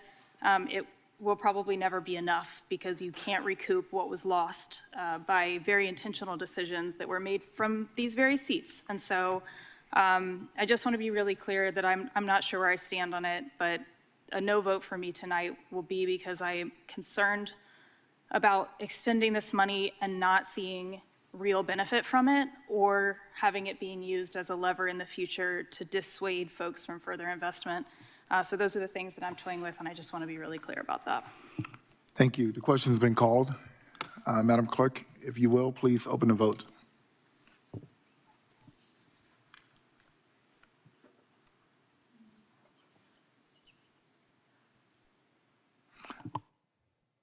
Madam Clerk, if you can pause. I did not read the motion out.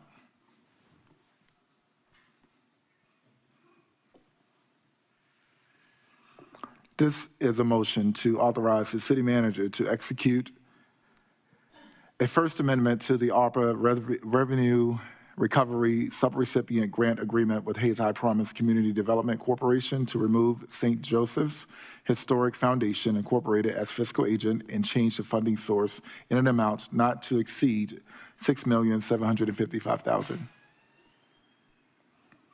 All right, it's been moved and properly seconded already, so at this time, please continue the vote.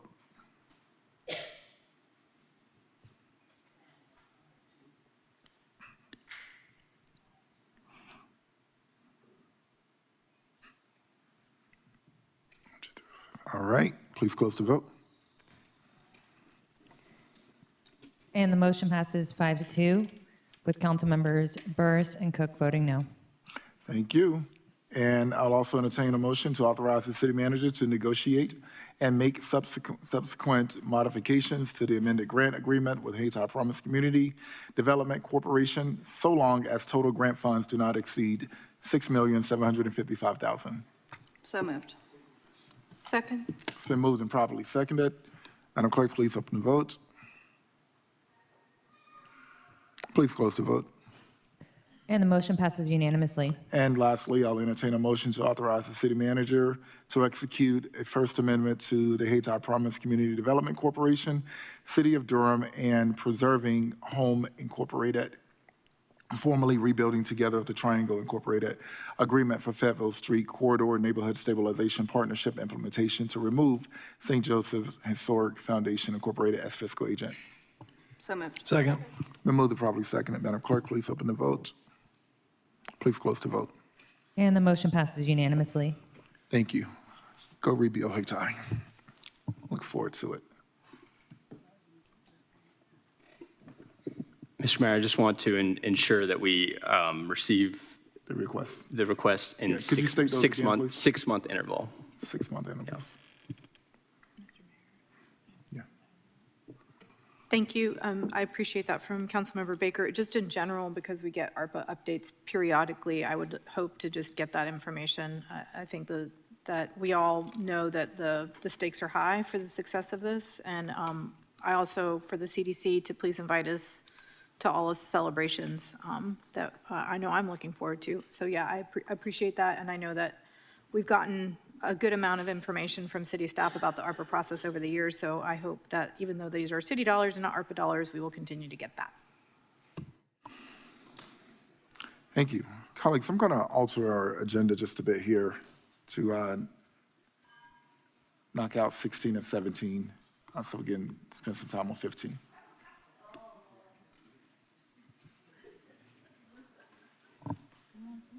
Just make sure I don't have any. Right. All right. We're going to go ahead to item number 16, Limited Obligation Bonds, Series 2026, A, B.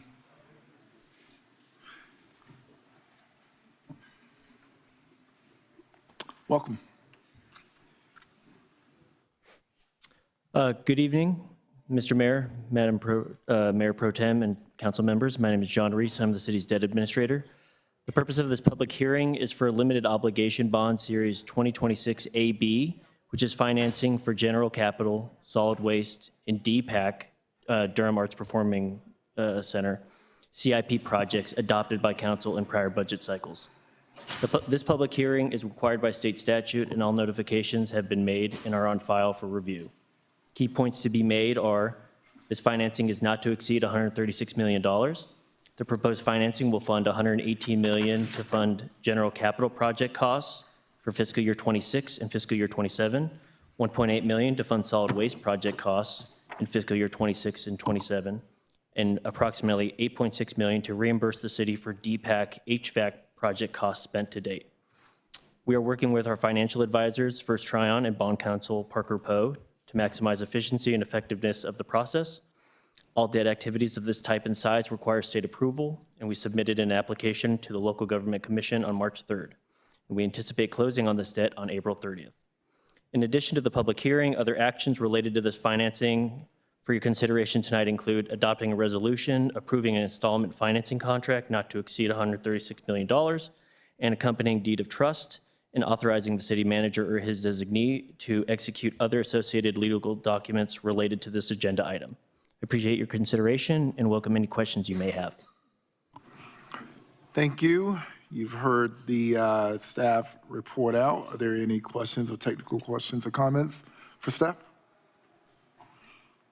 All right, at this time, I'll declare this public hearing open. And I did not receive any signups for this item. So therefore, I'll declare the public hearing closed and back before the council. Once again, any comments or questions?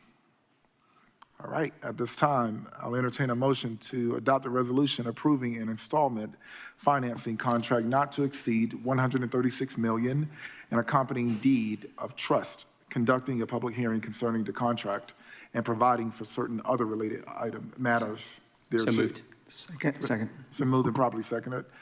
Madam Clerk, please open the vote. Please close the vote. And the motion passes unanimously. And I'll also entertain a motion to authorize the city manager or his designee to execute other associated legal documents as necessary to complete this transaction and to make changes to any of the legal documents prior to execution, so long as the changes are consistent with the intent of the agenda item memo and the existing versions of the document. So moved. Second. It's been moved and properly seconded. Madam Clerk, please open the vote. Please close the vote. And the motion passes unanimously. Thank you very much. I think we can get 17 in. All right, next item, number 17. Zoning map change, 1612 Carpenter Fletcher Road 2. Good evening, Mayor Williams, Mayor Pro Tem Caballero, and honorable council members. I am Peyton Burgess with the Planning and Development Department, and I am happy to be here with you tonight. Before I begin, staff would like to state for the record that all Planning Department hearing items have been advertised and noticed in accordance with state and local law, and affidavits of all notices are on file in the Planning Department. A request for a zoning map change has been received from Mike Klein of MRK Planning Consulting, LLC, for one parcel of land totaling 0.9 acres and located at 1612 and 1562 Carpenter Fletcher Road. The current zoning is commercial general with a textual development plan and a small sliver of office and institutional along the southern property line. The applicant proposes to change this designation to commercial general with a textual development plan to expand the permitted uses on the site. The properties are currently designated neighborhood services on the place type map. The proposed commercial general with the textual development plan zoning is generally consistent with the designated place type. Thank you. Staff and the applicant are available for any questions. Thank you. You've heard the staff report. Are there any questions, technical questions or comments? All right, at this time, I declare the public hearing open, and I do not have any speakers for this item. Therefore, I'll declare the public hearing closed. Oh, I'm sorry. Yep, go ahead. Good evening, Mayor, Mayor Pro Tem, Council and Manager. We're here with 1612 Carpenter Fletcher Road. Our goal here is to expand the uses from the single allowed use currently to a handful of uses, so the property can be, Ricky and the current tenant and owner are leaving the site, and so we want to market it to new owners or tenants. We did add to the list of uses daycare on behalf of a Planning Commission request. If council has other uses that they think we should add, we'd be happy to consider those.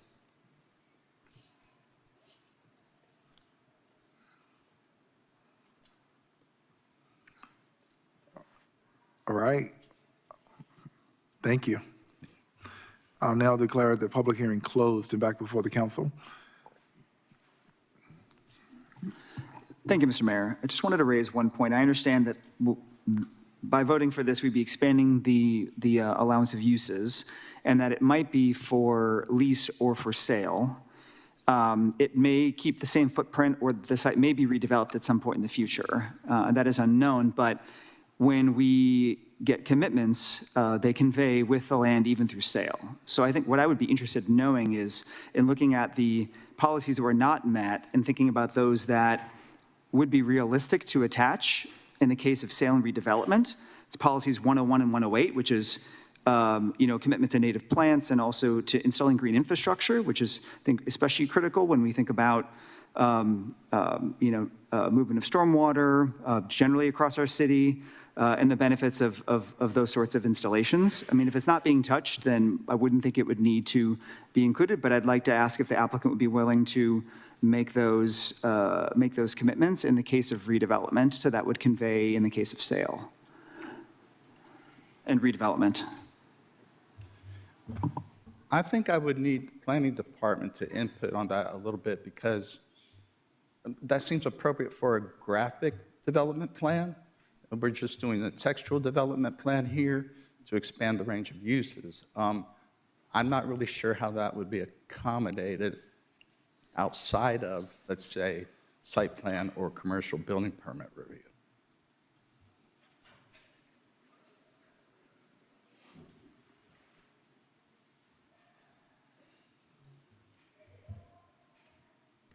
Good evening, Sarah Young with the Planning and Development Department.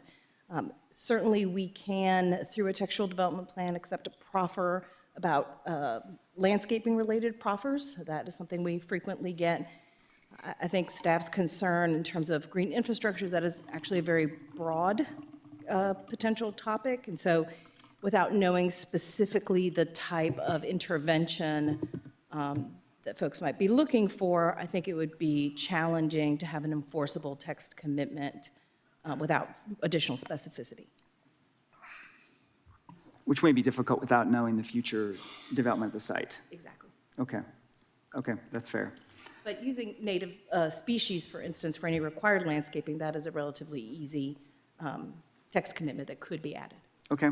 Well, I will withdraw the request around the green infrastructure, but would still be interested to know about native plants for landscaping if that is redone.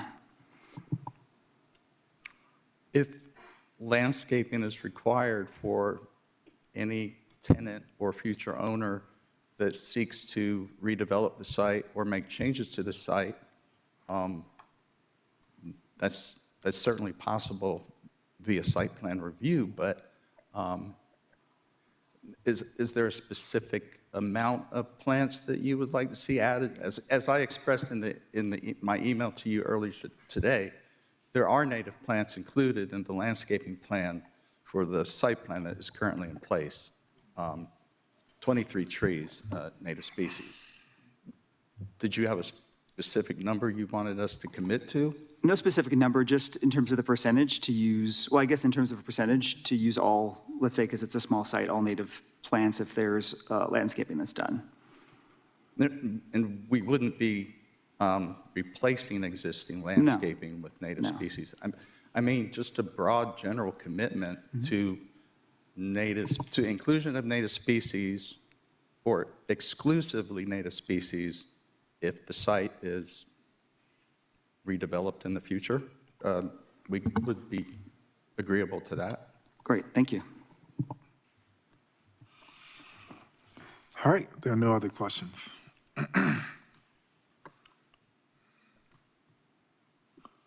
I'll entertain a motion to adopt an ordinance, amending the Unified Development Ordinance by taking property out of commercial general with the textual development plan in office and institutional, and establishing the same as commercial general with the textual development plan.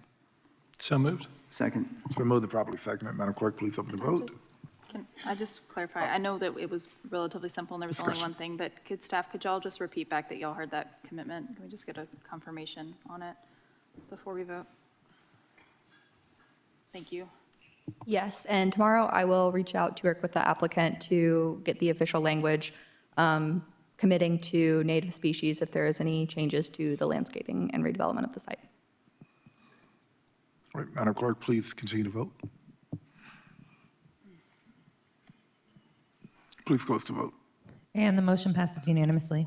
Thank you. I'll also entertain a motion to adopt a consistency statement as required by North Carolina General Statute, Section 160D-605.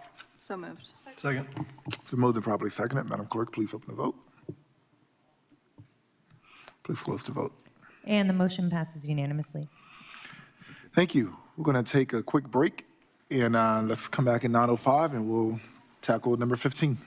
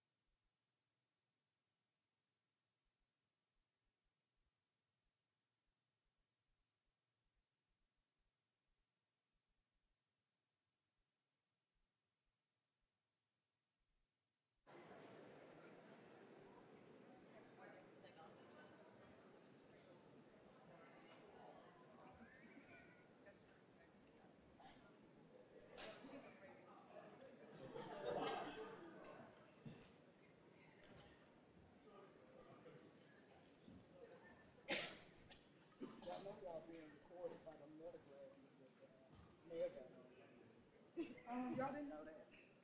And I'm asking this meeting, so I'm not asking for the recording because this is a public meeting. And I need the recording for them glasses to be in my hand. Should we keep up with it?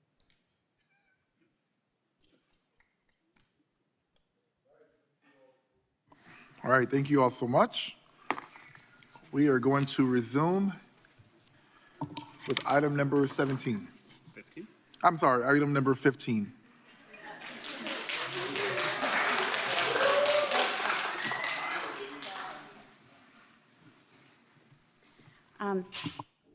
Good evening, Mayor, Mayor Pro Tem, and members of council. My name is Christina Reardon, Director of Budget and Management Services.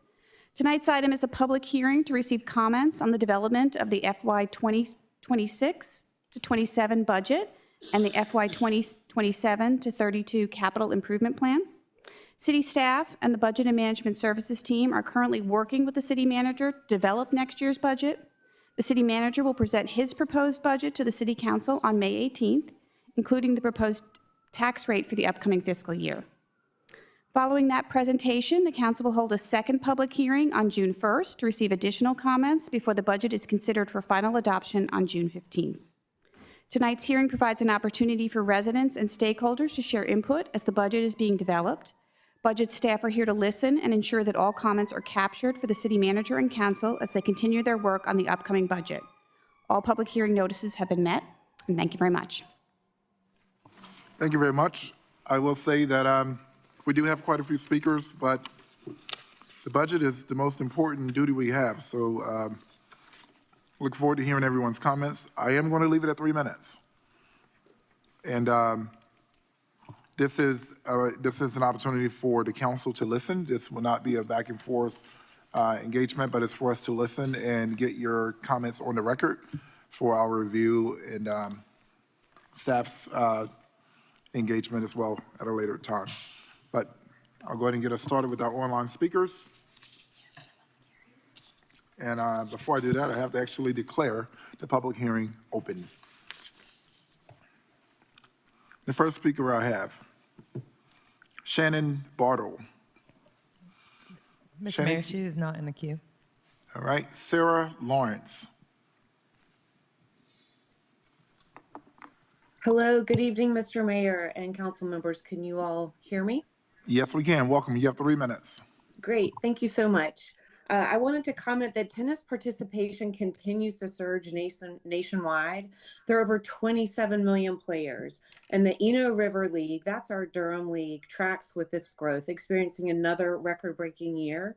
For example, we have over 3,000 people registered for adult tennis leagues just this season. And this does not include the kids that are playing or the schools that rent the courts, nor the 600 plus that join the Eno leagues in the winter months.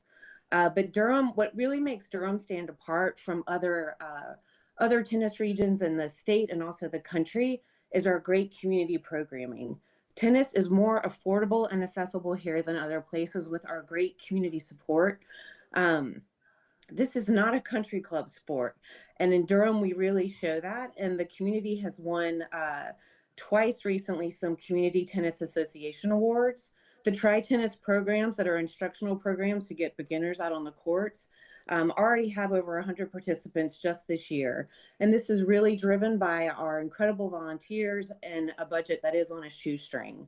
We do an amazing job in Durham, and we hear on the courts people coming from Raleigh and Cary to play with us here because we are so welcoming and we have such a great community and we create great access to the sport, but we do not have a court infrastructure to support this, especially compared to our nearby neighbors in Raleigh and Cary.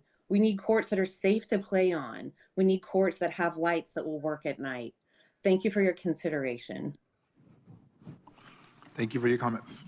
Next I have, so that's going to take us a long time if we do that between every, I'm just going to say it. Let's hold off applause to the end, like graduation. Thank you all. Next I have Kellen Kropanak. Can you hear me?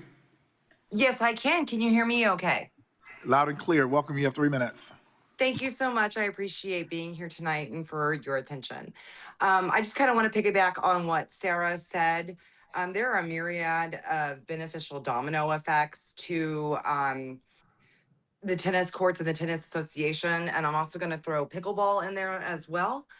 It's a great space for health, for mentally, physically, and it is a huge place of community gathering. There is just such a diverse group of people. It's not just country club white women. There's a socioeconomic diversity through the public parks with Durham. And it's important that we protect this and we invest in that. My mother, who was a public school teacher, always said a little bit here, a little bit there, a little bit now, as far as an investment is concerned, to save more money longer in the long term, preventing a complete overhaul for these courts that really need to be addressed. I also want to say that being part of the tennis community, I moved here to Durham about 10 years ago. And that got me into a lot of these parks that I wouldn't necessarily have visited. I live close to the Eno, so I hang there a lot. But it is a place of community gathering. There's like a group of retired men that hang out at Elmira and cheer people on. And it's important that we continue to invest in these spaces. It increases property value. Continuing to have social gatherings and sports gatherings in these spaces continue to keep the area safe beyond just people showing up randomly to take walks on the trails or anything. It's not something that we want to scrap and start over. Just a little bit of investment will continue to keep this community gathering space available for everybody. And, you know, as stewards of social engagement, I hope that you on the council will consider spending some of these funds to continue to invest in what makes this community great. Thank you. Thank you. Next, I have Ms. Stella Adams. Welcome, Ms. Stella. You have 3 minutes. Thank you. Can you all hear me? Loud and clear. Mr. Mayor, council members, my name is Stella Adams, and I'm here because the budget is not just a spreadsheet, it's a moral document. It tells the truth about who we value and whether the people who make this city work can afford to live in the city they serve. The most recent data from the Economic Policy Institute shows that a single adult in Durham now needs nearly $49,000 a year just to meet basic needs. Housing alone is over $18,500, and transportation adds another $7,000. These costs have risen far faster than wages. That is why the city's own analysis shows the Durham minimum livable wage must increase 14.6% this year simply to keep pace with the cost of living. That is not a raise, that is reality. HUD's latest data confirms what residents already know. Rents in Durham, Chapel Hill region have risen more than 40% since 2020. Vacancy rates are at historic lows, and the average new home price now exceeds $500,000.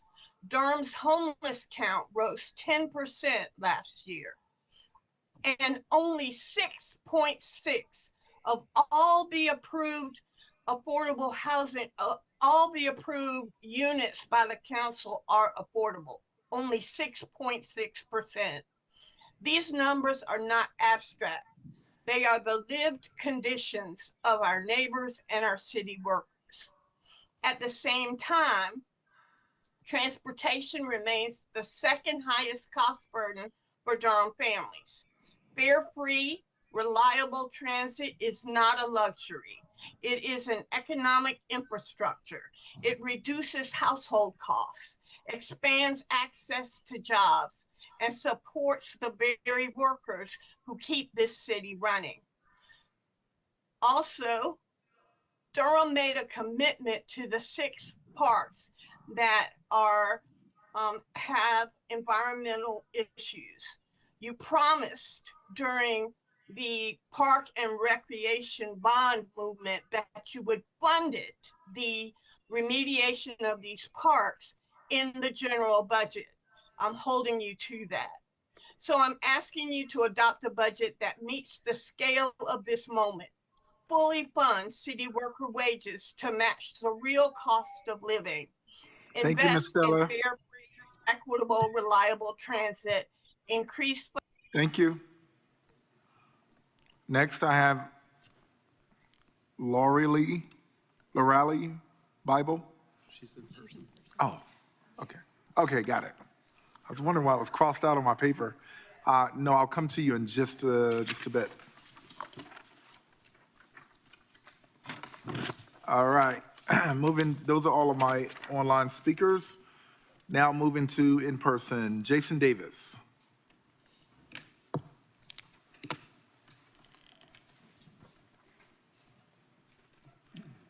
Welcome, you have 3 minutes. Good evening. Good evening, Mr. Mayor, council members, city manager, Mayor Pro Tem. My name is Jason Davis, and I am proud to represent the professional firefighters of Durham, Local 668. First, I want to thank the council for the actions they took during the last pay plan adjustment. Those decisions made a real difference for the firefighters who serve this city, and we appreciate the council's recognition to the value of the people who protect Durham every single day. As you consider this year's budget, we are asking the council to support a 5% base pay increase for Durham firefighters and to fully fund the merit raise system that you all voted on. Durham continues to grow rapidly, and with that growth comes an increased demand for emergency services. Durham firefighters work 24-hour shifts, responding to fires, medical emergencies, vehicle accidents, hazardous material incidents, and disasters at all hours of the day and night. When residents call 911, they expect trained professionals to arrive quickly and solve the problem. Our firefighters deliver that service every single day. A 5% base raise helps ensure that our compensation remains comparable to our peer cities and recognizes the responsibility, training, and commitment required of the men and women who protect this city. It shows that Durham continues to value the work firefighters do to keep this community safe and running. Equally important is fully funding merit raises. Merit pay rewards firefighters who go above and beyond, those who train harder, take an additional responsibility, and dedicate themselves to providing the highest level of service to the residents of Durham. Funding merit raises reinforces a culture of professionalism and excellence within the fire department. Budgets ultimately reflect priorities, and investing in the firefighters who serve Durham every day is an investment in the safety and future of this community. Thank you very much. Have a great night. Thank you. Next, I have Durant Long. Welcome, you have 3 minutes. After Durant Long, I'll have Adrian Charleston, Coach Tuffy Taylor, and Alexandria Gwynn. So you'll start making your way up. Thank you, Council. I actually was just writing my statement. I haven't finished it, but I'll keep it brief. There's lots of talk about the Durham of tomorrow, about the years to come, about the development that will happen and the waves of tax dollars and sales revenue and tourism that will come into our community and support our budget and give us enough money to pursue all the creative and daring programs to tackle problems in a way that only Durham can. Well, standing here today with not enough money to do what we want to do what we need to, and rumors of property taxes rising on the horizon, I would ask y'all to put extra focus on to tax relief programs, because for as much as we want to make the city great for the Durhamites of tomorrow, we need to care about the Durhamites of today. It breaks my heart to know that people each day have to face the choice of moving out of Durham or perhaps navigating the difficult public housing situation or homelessness just because we have built in an inequitable manner, and I hope that we can support the people who most need it. Thank you very much. Thank you. Next, I have Adrian Charleston.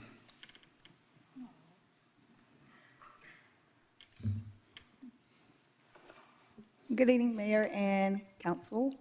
My name is Adrian Charleston. I'm a resident here in Durham. I am here with my 8-year-old son. His name is Lightning. Yes, Lightning? Lightning, like thunder. Mayor Lightning, it's a pleasure to have you here. All right, Mayor. I would like to just ask that we continue to keep funding in our budget for improvements in tennis courts. Of course, I know you've heard from my tennis friends that were on the feed, and we have a lot of tennis players here in the room. But it is just so important to us that we continue to develop the community around us. When I moved to Durham 13 years ago to attend Central after attending ECU, one of the things that honestly brought me into community was my son taking tennis lessons a few years ago. Him kind of just, out there with all the other kids. Another mom asked me to start playing, and here we are 4 years later. And I just really love for us to continue to keep the courts maintained. Maintaining the tennis courts are much easier than rebuilding. And so if we have consistent maintenance and prepare for the future in that regard, that would be beneficial to us. I really just also wanted to just say that, of course, as you can see, we have tennis players that are as small as him, and we have some that are, 80 times his age, unfortunately, for some, and great for others. But he also just wanted to mention something today. I'll give him the mic. I know y'all can't see him, but he wants to read a card that he made.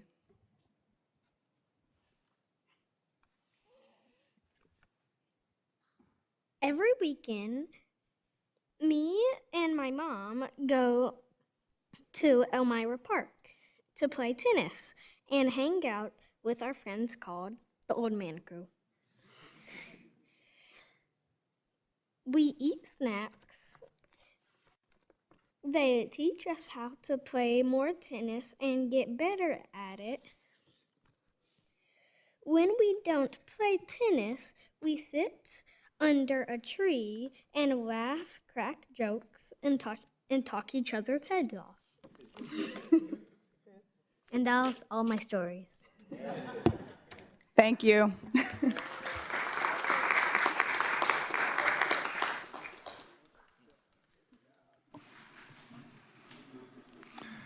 Thank you. Next, I have Adrian Charleston, followed by, Coach Tuffy Taylor, followed by Alexandria Gwynn, and then Mary Long. Good evening, Council. I'm here on behalf of the Durham tennis community, past, present, and future. The Durham tennis heritage and legacy started with the Hayti Heritage Renaissance era in the early 1900s. This prolific history created the Algonquin Tennis Club, currently known as W.D. Hills Rec Center. Notable Durham groundbreaking players like Erwin Holmes, Bonnie Logan, Joe Williams, and John Lucas are all prominently featured on the mural at W.D. Hills Rec Center.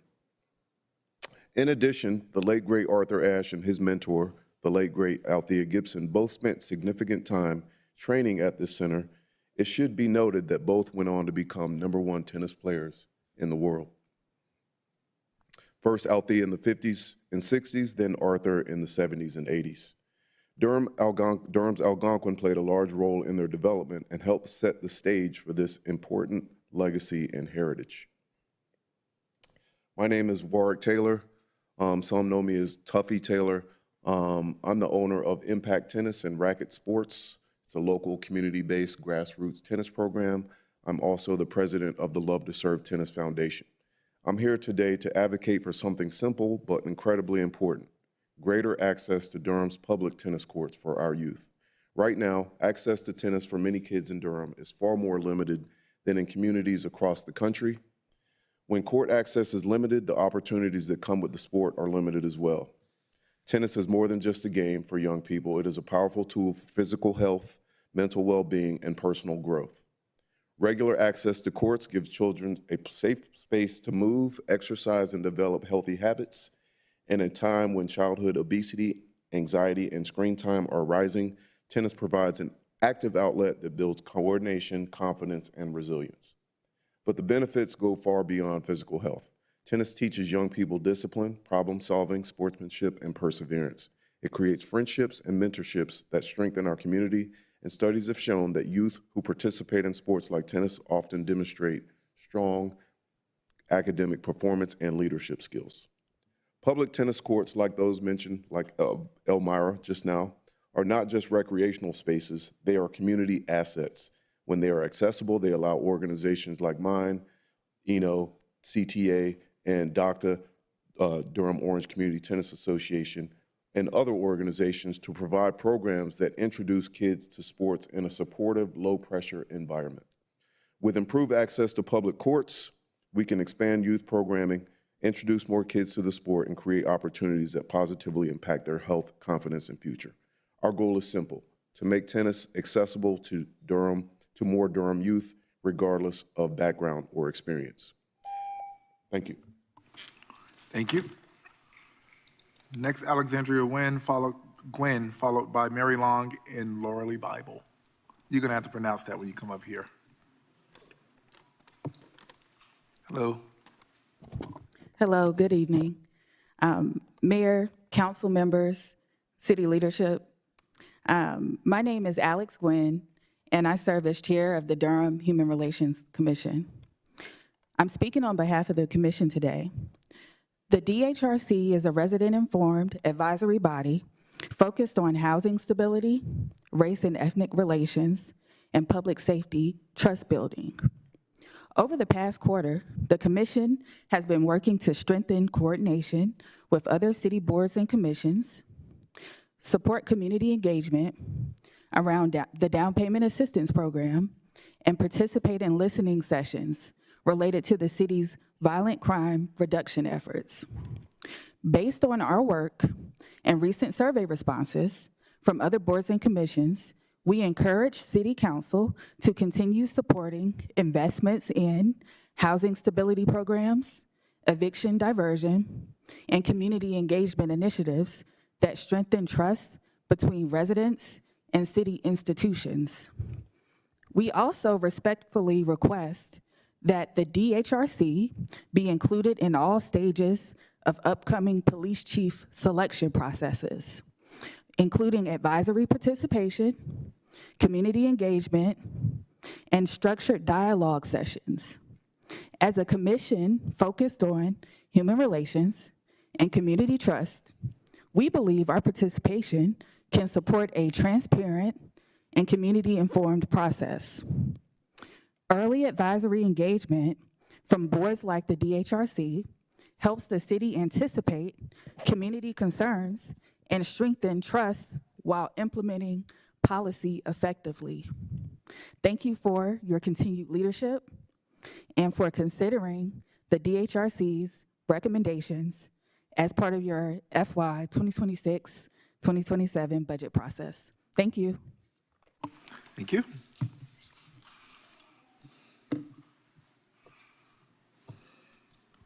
Good evening. My name is Mary Long. So hold on one second. I was going to say something with Alex, but so we hear, I know it's not super loud, but we can hear in here, but at home on YouTube, the closer you get to the mic, the louder it is, and there are computer speakers. So when you all come up to speak at the mic, just ignore that it's there. Just make sure it's pointing at you. You good? Don't grab it. Thanks. My name is Mary Long. I joyfully serve as president of Eno Community Tennis Association. Thank you, Mary Williams, for that well-timed break. Now that our fatigue is gone and the brain's back in our brain, we appreciate your listening and consideration of our request. Tonight, I know that you will hear some personal stories about tennis experiences and the lack of courts. I know that you are receiving emails from tennis enthusiasts regarding the same things. Some may include stats and numbers that are all very important. But tonight, I want you to think about the possibilities. There are so many possibilities that are lacking in Durham, and it's not from the effort of those community members. Eno Community Tennis has a strong staff and a very strong board. We are currently working hard to create committees to work specifically on 3 groups in Durham. Those are senior citizens, the neurodivergent and disabled, and youth. Fortunately, we have a robust USTA tennis program, and there are just not enough courts to support even our USTA play. So now to consider programming for 3 different groups on top of a robust schedule of USTA matches, it's almost impossible. But with the dedication of staff and a board, they are looking outside Durham public courts, and that is just not acceptable. I have teams currently that are playing out of Southern Village Club. They are Durham USTA teams, and we are playing at Southern Village. The disabled, we would like to start, we'll start with the seniors. We would like to start programming for senior citizens. What a wonderful social circle for these individuals at a very little cost. We would like to have programming for disabled and neurodivergent. They should have access to the same things able-bodied individuals have in Durham. But without courts, that won't happen through CTA. We just don't have the facilities. The youth. I know this council spends many hours dissecting the problems with the youth in Durham. And some of the problems stem from lack of resources and access to things that could keep them busy. CTA would like to be part of that solution by creating programming for youth in Durham, particularly underserved youth.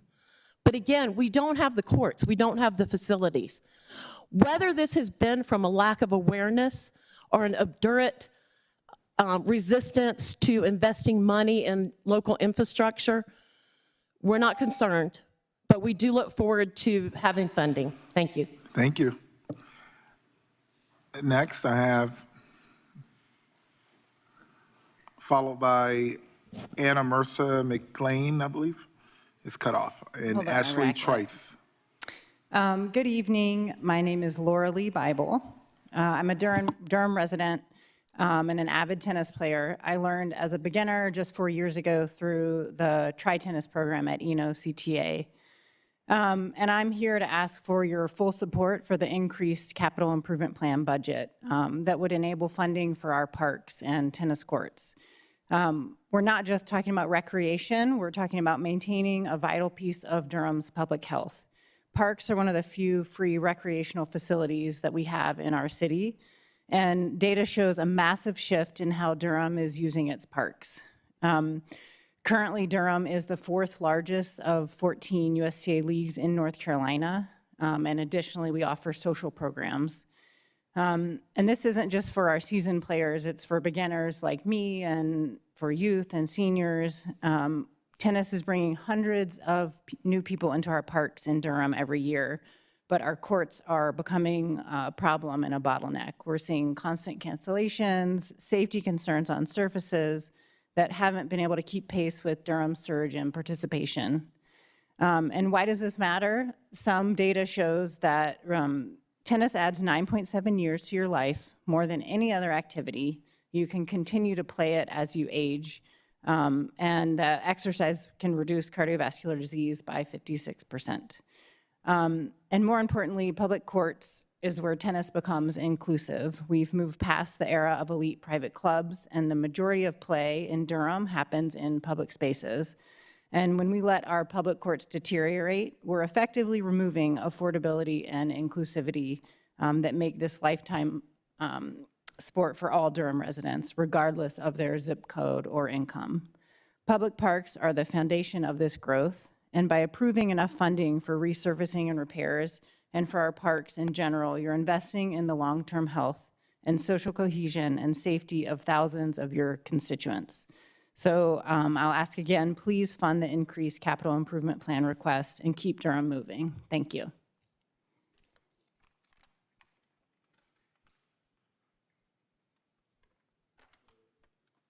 Good evening. My name is Anna Mercer McLean. I hope you all have a copy of the letter that I've brought with me this evening. I am with the Durham Orange Community Tennis Association, It's been around since 1998. We've been working with our youth as well as adults, promoting and encouraging tennis. We are here to support the capital improvement plan with the emphasis that we want it to support and include the design and the construction of tennis facilities, resurfacing, repairs. We have been here a long time. I've been here over 4 decades playing tennis on Durham courts. And it's not the first time that we're talking about resurfacing. We talked about this 20 years ago with resurfacing the courts and having a maintenance plan to maintain those courts every 8 to 10 years, redoing courts. It's time to really complete a plan that works, that makes sure we have courts that are working. We have over 1,400 children who are participating with Dr. playing junior team tennis each year over the last 2 years. And when you talked about Southern playing and the Southern team winning, my son was 18-1 at Southern playing tennis. All my children went to Southern playing tennis, and they played on Durham courts. My son is now assistant tennis coach at North Carolina Central University. Tennis is a career path for youth, and if you don't help plan and make sure courts are ready and available for them and safe now, there's not much of a future later for those people that want to go that path. We have a plan that we need to work on together. We have the CTA here, the Durham CTA here, CTA, Impact is here, you're here. We need to work to make sure these courts get resurfaced and get resurfaced in 26, 27 as a part of your plan for your capital improvement plan. And I think that you should need to make sure also that the fees that are charged to organizations outside of this area are also looked at, that I put into the plan, because as an association, we're charged for county fees. So that's something else you need to look at. I thank you for the opportunity, and I hope you will take advantage of this and make sure the courts get redone. Thank you very much. Next, I have Ashley Trice, followed by Victoria Peterson and Rex Miller. Good evening. My name is Ashley Trice, and I'm the parent of a first grader at Hope Valley Elementary. I'm here tonight to advocate for permanent funding for a crossing guard at the corner of University Drive and Dixon Road. One of the things we love the most about Hope Valley is that we can walk to school. My daughter looks forward to our walk every morning, and she calls it a jam walk, where we bring a portable speaker and listen to Frozen or Apata Pata every day. Those few minutes together are one of the best parts of our day, and they represent exactly the kind of healthy, connected community experience schools should encourage. However, walking to school also means navigating the intersection of University and Dixon, an intersection that is extremely busy and often chaotic, especially during morning drop-off. Over the past few months, Hope Valley has had the benefit of a temporary crossing guard, and the difference has been tremendous. As a parent, it has provided real peace of mind, and I know many other families feel the same way. Before the crossing guard was in place, there were multiple close calls. Last year, a car nearly struck the stroller my husband was pushing. A driver turning right on red onto Dixon didn't look and stopped at the last moment. I know our family is not the only one that has experienced something like this at that intersection. In fact, earlier this year, one of the crossing guards themselves was struck by a vehicle. Thankfully, they were not seriously injured, but it highlights how dangerous this intersection can be without proper traffic control and visibility. There are over 100 students who live within the designated walking zone, including many families in the nearby apartment communities. These children and their caregivers rely on safe crossings every single school day. A crossing guard does more than simply help children cross the street. Their presence signals to drivers that they are entering an active school zone. It slows traffic, increases awareness, and creates accountability for drivers who might otherwise be distracted or rushing through the intersection. Crossing guards also model safe crossing practices for students, helping build lifelong habits around pedestrian safety. Simply put, the crossing guard is not just a convenience, it's a critical safety measure for a large number of Hope Valley families. We want our children to be able to walk to school safely, we want families to feel confident choosing walking instead of driving, and we want to prevent a tragedy before one happens. For these reasons, I am urging the board to approve permanent funding for a crossing guard at the corner of University and Dixon. This small investment will have a meaningful impact on the safety and well-being of our students, families, and school community. Thank you for your time and consideration. Thank you.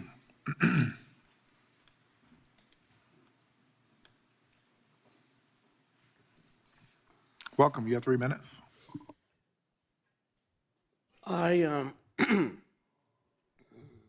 Durham is in a crisis. it really has been bothering me over the last few months, particularly the winter months, why so many African Americans, particularly men and women, this is Women's Month, are out in the streets and living in the streets and living on the streets. It's just too many. We have all these apartment buildings that are being built downtown Durham. And when I ask persons about those buildings and how much does it cost to get an apartment, it's close to $2,000. I mean, really? When I was coming up, there was a thing called, Mr. Mayor, you're a little young, okay? Matter of fact, most of y'all on the council are young. I'm closer to 100 years old than one. When I was coming up, there was a thing called the YWCA and the YMCA. As a single person, I lived at the YWCA. I want to make sure I say it right. Was not the YM. Listen, folks, that old police building, Mr. Mayor, out there, what is it, West Chapel Hill Street? We need that building. We need that building to get a lot of these folks off the streets. I believe I was at Burger King the other day. $14 an hour? Is that what a lot of these companies who are big corporations, they're only paying their employees $14 an hour? That is not enough monies to live in this community. We're concerned about crime. I hate to say it, I can see why people steal. I'm sure a lot of them don't want to steal, but you really can't live that kind of life off of $14 an hour. You want a nice place to stay. People, these young folks were out at night, in the winter of the night, with fires, private property, burning fires to keep warm. Ms. Peterson, please stay This is a close to the rich. mic. This is a rich community. This ain't no poor community. Did y'all know when I came here in 1978, some of the wealthiest African Americans lived in Durham? Did y'all know that? Some of the wealthiest African Americans in this country lived in Durham. Thank you. We need to do something and get that building Thank you, and Ms. get Peterson. it fixed up. That old police station, we need that Thank you, for Ms. housing. Peterson. And thank you. I'll be back. I know. I know you will. I look forward to it. Is Rex Miller in? Mr. Mayor, Rex, I think he had to leave. Okay. Gregory Williams, followed by John Talmadge. Stephen Rockine and Colleen Boblitz. Those are the following speakers. You can start to queue.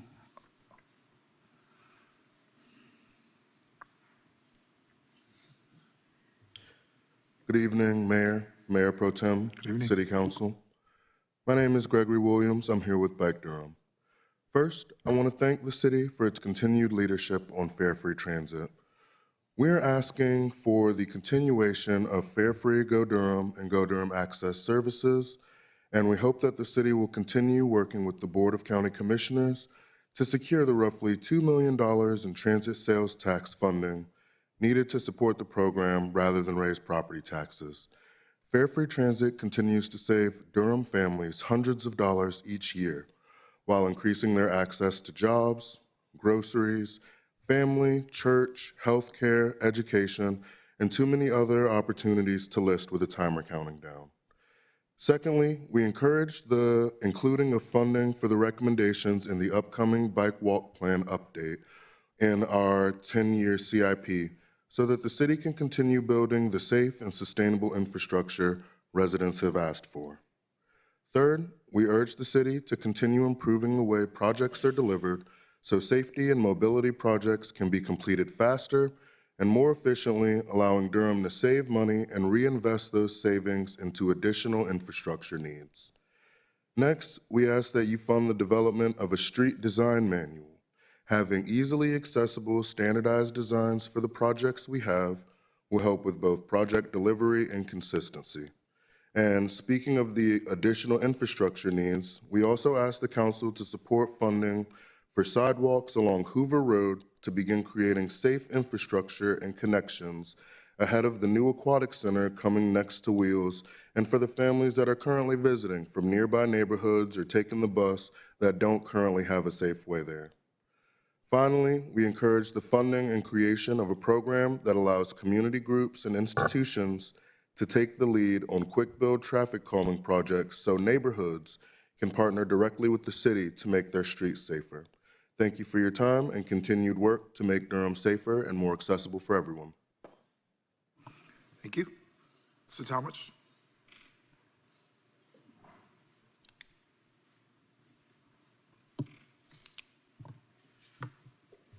Good evening. I'm John Talmadge, resident of Durham at 910 Virgie Street, and here this evening representing Bike Durham. Thank you for this opportunity, Mr. Mayor, Mr. Manager, and Council.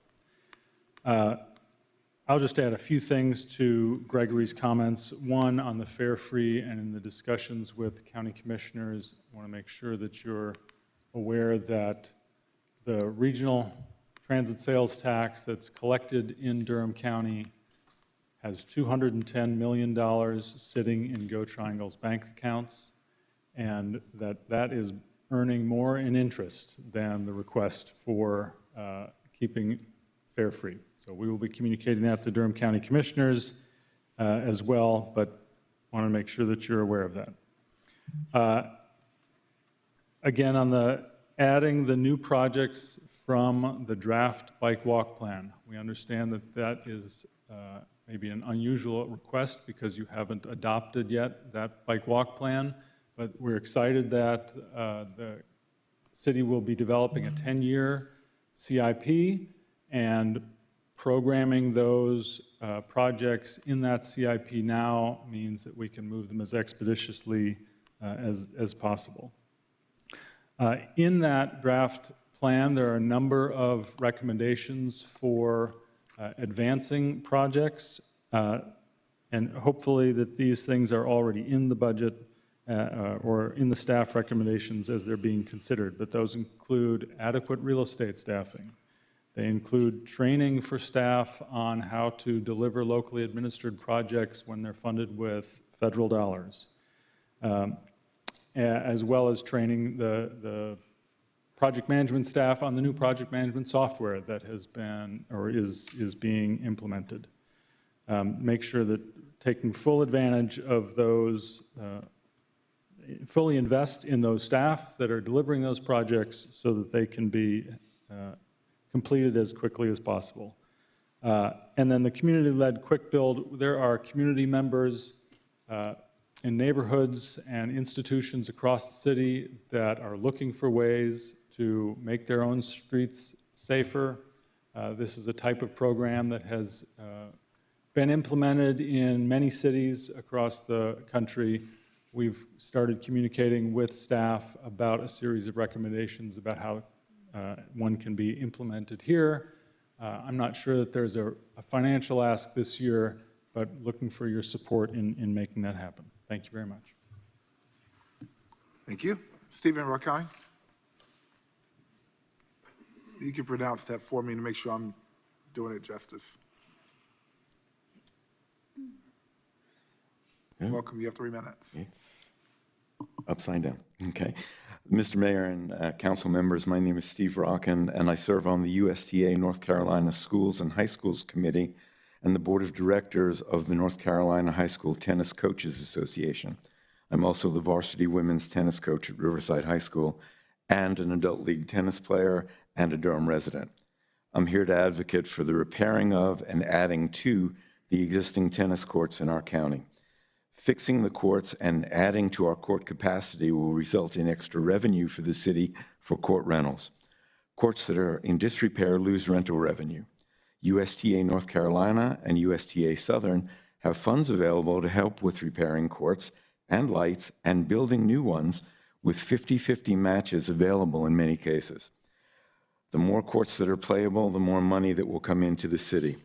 Durham hosted the 40 and over state championships in 2008 and 2009, which brought in $1 million in revenue each weekend we hosted. This includes hotel reservations and restaurant usage. These are, in fact, pre-COVID numbers, so you can raise that entirely. And last but not least, health benefits to our citizens. Tennis has been shown to be the healthiest sport to play in terms of longevity, adding 9 years to the average life expectancy. Good for me, I'm 77 years old and playing on 4 local league teams and captaining a 5th. One of the teams is 18 and over and the other is 40 and over. That's all I have to say about that.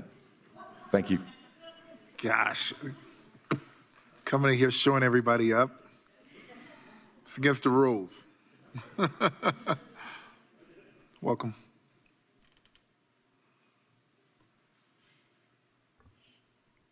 Hi, my name is Colleen Boblitz. I'm a resident of Durham and a volunteer with Bike Durham. I did come here to talk about the Bike Durham requests, but I've learned some delightful tennis facts along the way, which I really have appreciated. So I work in Research Triangle Park, and I've started commuting using my bike and the awesome 12 bus route. In addition to reducing the burden on working people, the free bus fare is a major incentive for choosing to commute in a way that reduces traffic, greenhouse gas emissions, and the cost of road maintenance.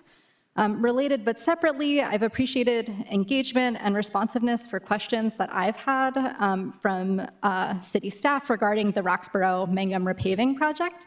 I love our downtown, and especially the library, but would find it more welcoming and accessible if it were safer to visit this public resource as a pedestrian. I'd like to encourage the city to negotiate with Durham County for transit sales tax funding to continue fare-free Go Durham and access services, fund the upcoming recommendations for the bike and walk plan update via the 10-year capital improvements plan.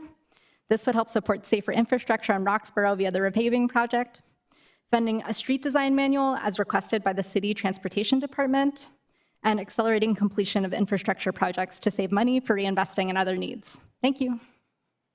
Yep, us too. Thank you. All right, next I have Pablo Friedman, Pablo F., followed by Donna Stanek and David Green. You good on the mic? All right, good. Good evening, Mayor Williams, Mayor Pro Tem Caballero, members of the City Council, and the millions of viewers who are watching this incredible City Council meeting. So, good evening to all. So this budget hearing, I want to talk a little bit first on the revenue side, because I think we're trying to make a very difficult decision with very limited tax dollars. We just concluded an election cycle where I think many of us saw so many ads about, who's going to take it to the billionaires and the corporate players here in Durham. And I think now it's time to lean into some of those progressive values on the revenue side, right? So we have a $1 billion entity in Durham. They don't pay property taxes, they get sales tax refund, and they try to bargain away the state healthcare plan by having some of the highest healthcare costs to state employees, and yet they pay nothing when it comes to the city coffers. I think this is a bold moment for each one of you on the dais to publicly call on this institution to give you all $10 million. I think that's actually far lower than what they should be giving, but that's a start and can lead you out of some of this budget mess that you're in, okay? So that's one option I want to put on the table on the revenue side. Secondly is I went to school with Hudson Vaughn. Both of us are Chapel Hill grads. He was 1 year older than me, but he's put out some research talking about how with the recent property tax reevaluations that occurred here, commercial properties are significantly undervalued relative to residential properties. We talk a lot about equity in this town. I publicly call on each one of you on the dais to ask for a property tax reevaluation with placing specific emphasis on commercial owners. I live in downtown Durham. I have the lowest property tax bill I've had in 5 years. That's not right. Systemically, we've got to reassess property tax. That's the one thing you can control, and that will help you on the revenue side, because I actually think the county got it wrong on this one, right? On the expenses side, I've talked many times when I've been up here around how y'all give a lot of money to nonprofits. I think we heard earlier tonight some money being shoved to a nonprofit. I really think the city needs to have a very clean process for giving monies to nonprofits from the get-go, not here and there, because y'all give millions of dollars every year to nonprofits, and I think the public deserves some transparency as to how that's taking place. Lastly, I've played on the tennis courts. They do need to be resurfaced. Also, shout out to my pickleball players. I've played in Piney Woods. There's a long way to use the pickleball courts at Piney Woods. I also know there's an expansion request regarding soccer. I played youth soccer back when dinosaurs roamed the earth, and I think they need their money. So please fund your rec programs. They help keep kids healthy and occupied, and I think that should be a unanimous, nonpartisan goal here in Durham. Thank you very much.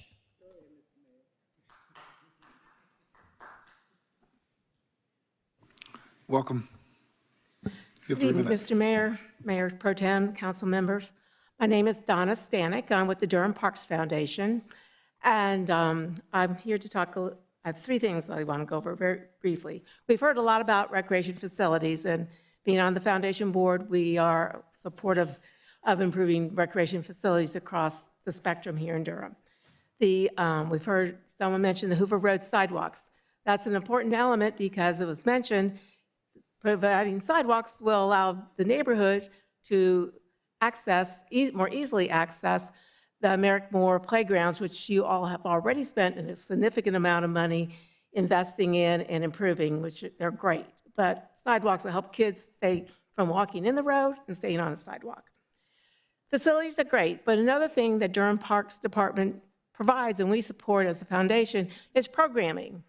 It's great to have facilities, but it's good to have good programming as well. So I'd like to encourage you to increase the budget in the general programming elements so we can provide more expanded concerts in the parks, especially in the spring and summer, spring and fall when the weather's better. Expand the Bimbay Festival, which is mid-May, which is a great festival. I personally go and work it every year and always have a great time. And newly acquired, the Parks Department is going to be taking on the holiday tree lighting. And I think more funding would allow that to be a great event, maybe even a regional event that will attract people from throughout the area. And so I'd like for you to consider those three items in the budget, and appreciate your time. Thank you. Thank you. Welcome, David. Thank you. 3 minutes. Good evening, Mr. Mayor, Mayor Pro Tem, City Council. My name is David Green, also with the Durham Parks Foundation. I will be brief. I don't have much prepared. I want to reiterate everything that Donna said, and also Gregory with Bike Durham, specifically on the Hoover Road sidewalk improvements, and then also specifically point out a request to fully fund the CIP for playground renovations, which I know have been tagged for the ongoing year, and your continued support in that.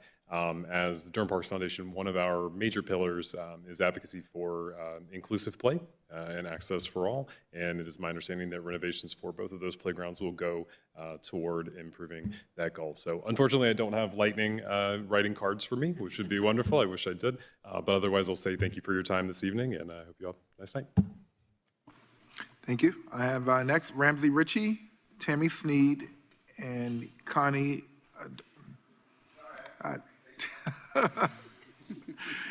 Kana Adambe. Yeah, we just had this conversation. My bad. Evening, Mayor, Council. I had a script prepared, but my phone died during this incredibly long meeting. So thank you for your service and for still being here. I am following up on Ashley Trice's comment previously on funding a crossing guard for the intersection of Dixon, Chapel Hill, and University, just to provide a little bit of background about where that request is coming from. Right now, the crossing guard that is sitting in that spot is funded through a subcontract agreement with All City Management Services, I think that's right, through a pilot program that ends in June. And so it's not like the other crossing guard programs that you might be funding through DPD. It's a pilot using a subcontractor. And so we're going to lose funding for that, not because we need more funding for the DPD crossing guard program, but because that pilot program needs to be continued in order for us to hold on to the crossing guard that's providing essential services to our community right now. So just as you're thinking through your budget, I don't know exactly what the mechanism for that subcontract is. I think DPD might be trying to move some of the crossing guard services to a subcontract. Either way, we would love to make sure that that funding continues for that specific intersection and many more in Durham where we know the service is required. Thank you.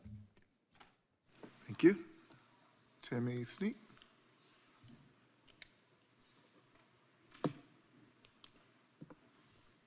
Good evening, Mr. Mayor, City Council, Durham.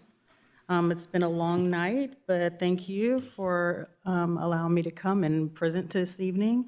I am Tammy Sneed. I am a representative from the Durham Parks Foundation, and I 100% back everything that my fellow board members have been speaking about funding with sidewalks and access. Furthermore, I am speaking today in support of strengthening Durham parks overall, including tennis courts, bikes, trails, all the things. An investment in the parks is the best option for everyone.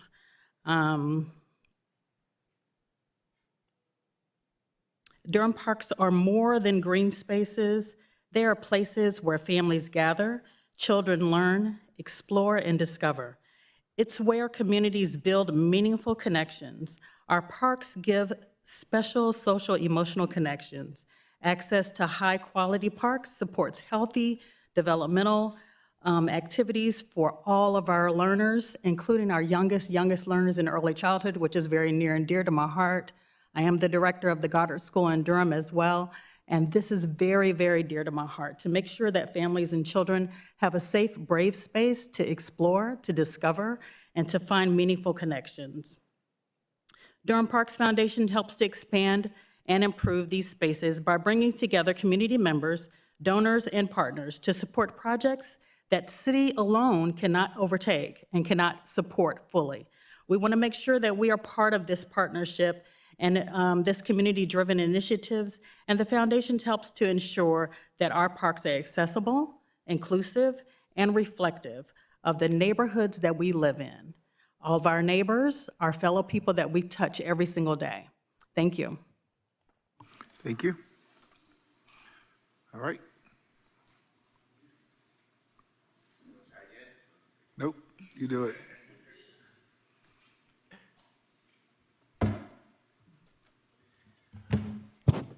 Revolutionary love to our mayor, city council members, and of course to our beloved community members. My name is Kanai Don Bermudez Bay. I live in Central Park District here in Durham. I serve as a community violence intervention organizer with North Carolinians Against Gun Violence. Earlier today, while walking my dog down Rigsby Street near Central Park, I saw a city worker removing graffiti.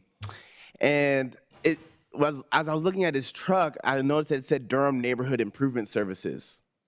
I'll be honest, I didn't even know Durham had an entire department focused on improving neighborhood quality of life. But when I looked into it, I learned they focus on code enforcement, blight reduction, community engagement to help maintain safe and healthy neighborhoods. And it made sense. I constantly see people downtown picking up trash, cleaning up the streets, having different community events, and fixing things. So how could I not feel safe in downtown Durham? But my concern is for community members across Durham who may not have the same privileges, people living in neighborhoods shaped by redlining, disinvestment, and fewer resources. So the question becomes simple. What would it look like if we invested in safety in every neighborhood with the same level of commitment? Across the country, the cities have seen the largest reductions in homicide have one thing in common. They made serious, sustained investments in community violence intervention, CVI. Cities like Chicago, Birmingham, Philadelphia, Baton Rouge, Detroit, Newark, Richmond, Oakland, and of course, as most people know, Baltimore, invested deeply in CVI strategies, and the results followed. One lesson from those cities is clear. Violence prevention cannot be treated like a short-term pilot program.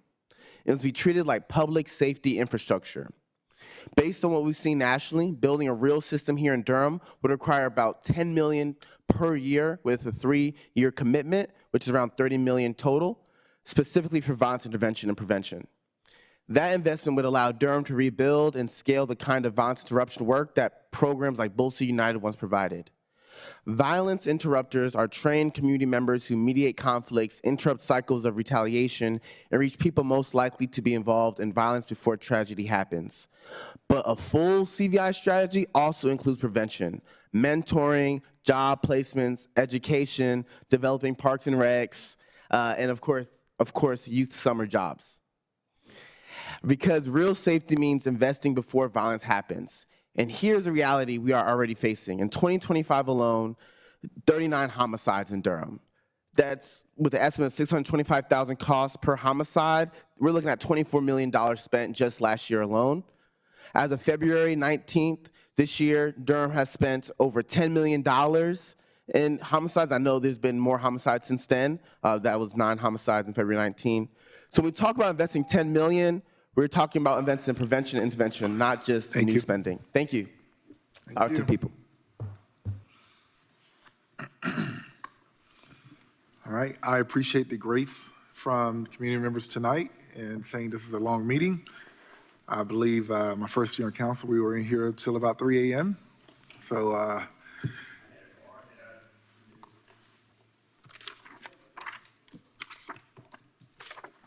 yes. I know you all are ready to go home, so I'll try to keep it brief. My name is Donald Hughes. I'm a proud Durham native, born and raised in East Durham. But today I'm here to talk to you about this crime crisis that we have in Durham. I'm going to read to you a petition that I created 5 years ago that was directed to then Mayor Schul and City Council members. And I'm only going to read a few parts of it. As you prepare for the city's FY 21-22 budget process, we are writing to submit a specific budget request for inclusion in the upcoming budget. With an increase in some types of violent crimes in recent years, especially shootings, there's a clear need to examine the intersection of economic despair and crime in our community. And then I go on to say, while there's no singular way to address these challenges, doing nothing is a sure way to see these issues continue, which they have. We must try a different approach, one that focuses on the economic needs of many in our hardest hit communities. So we're requesting a deeper and more impactful commitment to youth employment in the city of Durham. The current budget, this was 5 years ago, includes $559,500 in program funding, which covers program expenses as well as stipends for about 480 youth summer participants. To address the growing crisis in our city, we are requesting the following: double the budget of the Durham Youth Works program from $559,500 to $1.19 million, and this increase in funding should be able to cover stipends for nearly 1,000 summer youth participants. In those 5 years, the budget for the Youth Works program is completely the same. We're only covering about 480 youth when we have 30,000 young people in the Durham public school system. In recent years, the Durham City Council has committed nearly $2.5 million to participatory budgeting, which has continued to exist here in Durham. And I'll go on to say, let's spread economic prosperity to every corner of Durham, from Crosdale to Cornwallis and from downtown to Daymar Court. So I implore you, members of this council, to do what's right. When the house is on fire, you don't go out in the front yard and plant flowers. You deal with putting out the fire. And Durham is on fire in terms of our young Black people dying in our streets. So we must pause this participatory budgeting. We must look for other ways to cut spending in the budget and address the issue of employing our young people, because the data, they show that if young people are employed, their participation in criminal activity not only decreases during the summer, but it decreases long after they participate in that summer program. I came back in 2023, there's another change.org petition where I was asking for the same thing. Here we are 5 years later. Do we really care about our young people? Are we going to make the investment in saving their lives, or are we going to continue to build these beautiful glowing buildings while our young people are dying in our streets? Thank you. Thanks for those comments.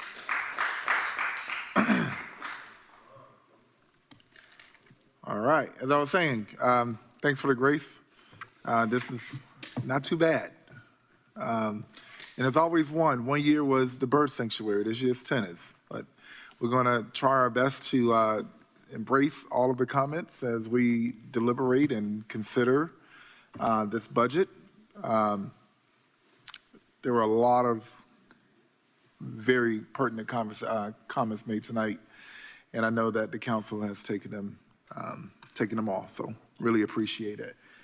At this time, that is the end of our agenda. You know what? That's right. We do need to close the public hearing so we can pass this budget eventually, right, Chelsea? Yeah. All right. At this time, I'll declare the public hearing closed, and we are back before the council, and we have addressed all the agenda items. So, thank you all so much. We are adjourned.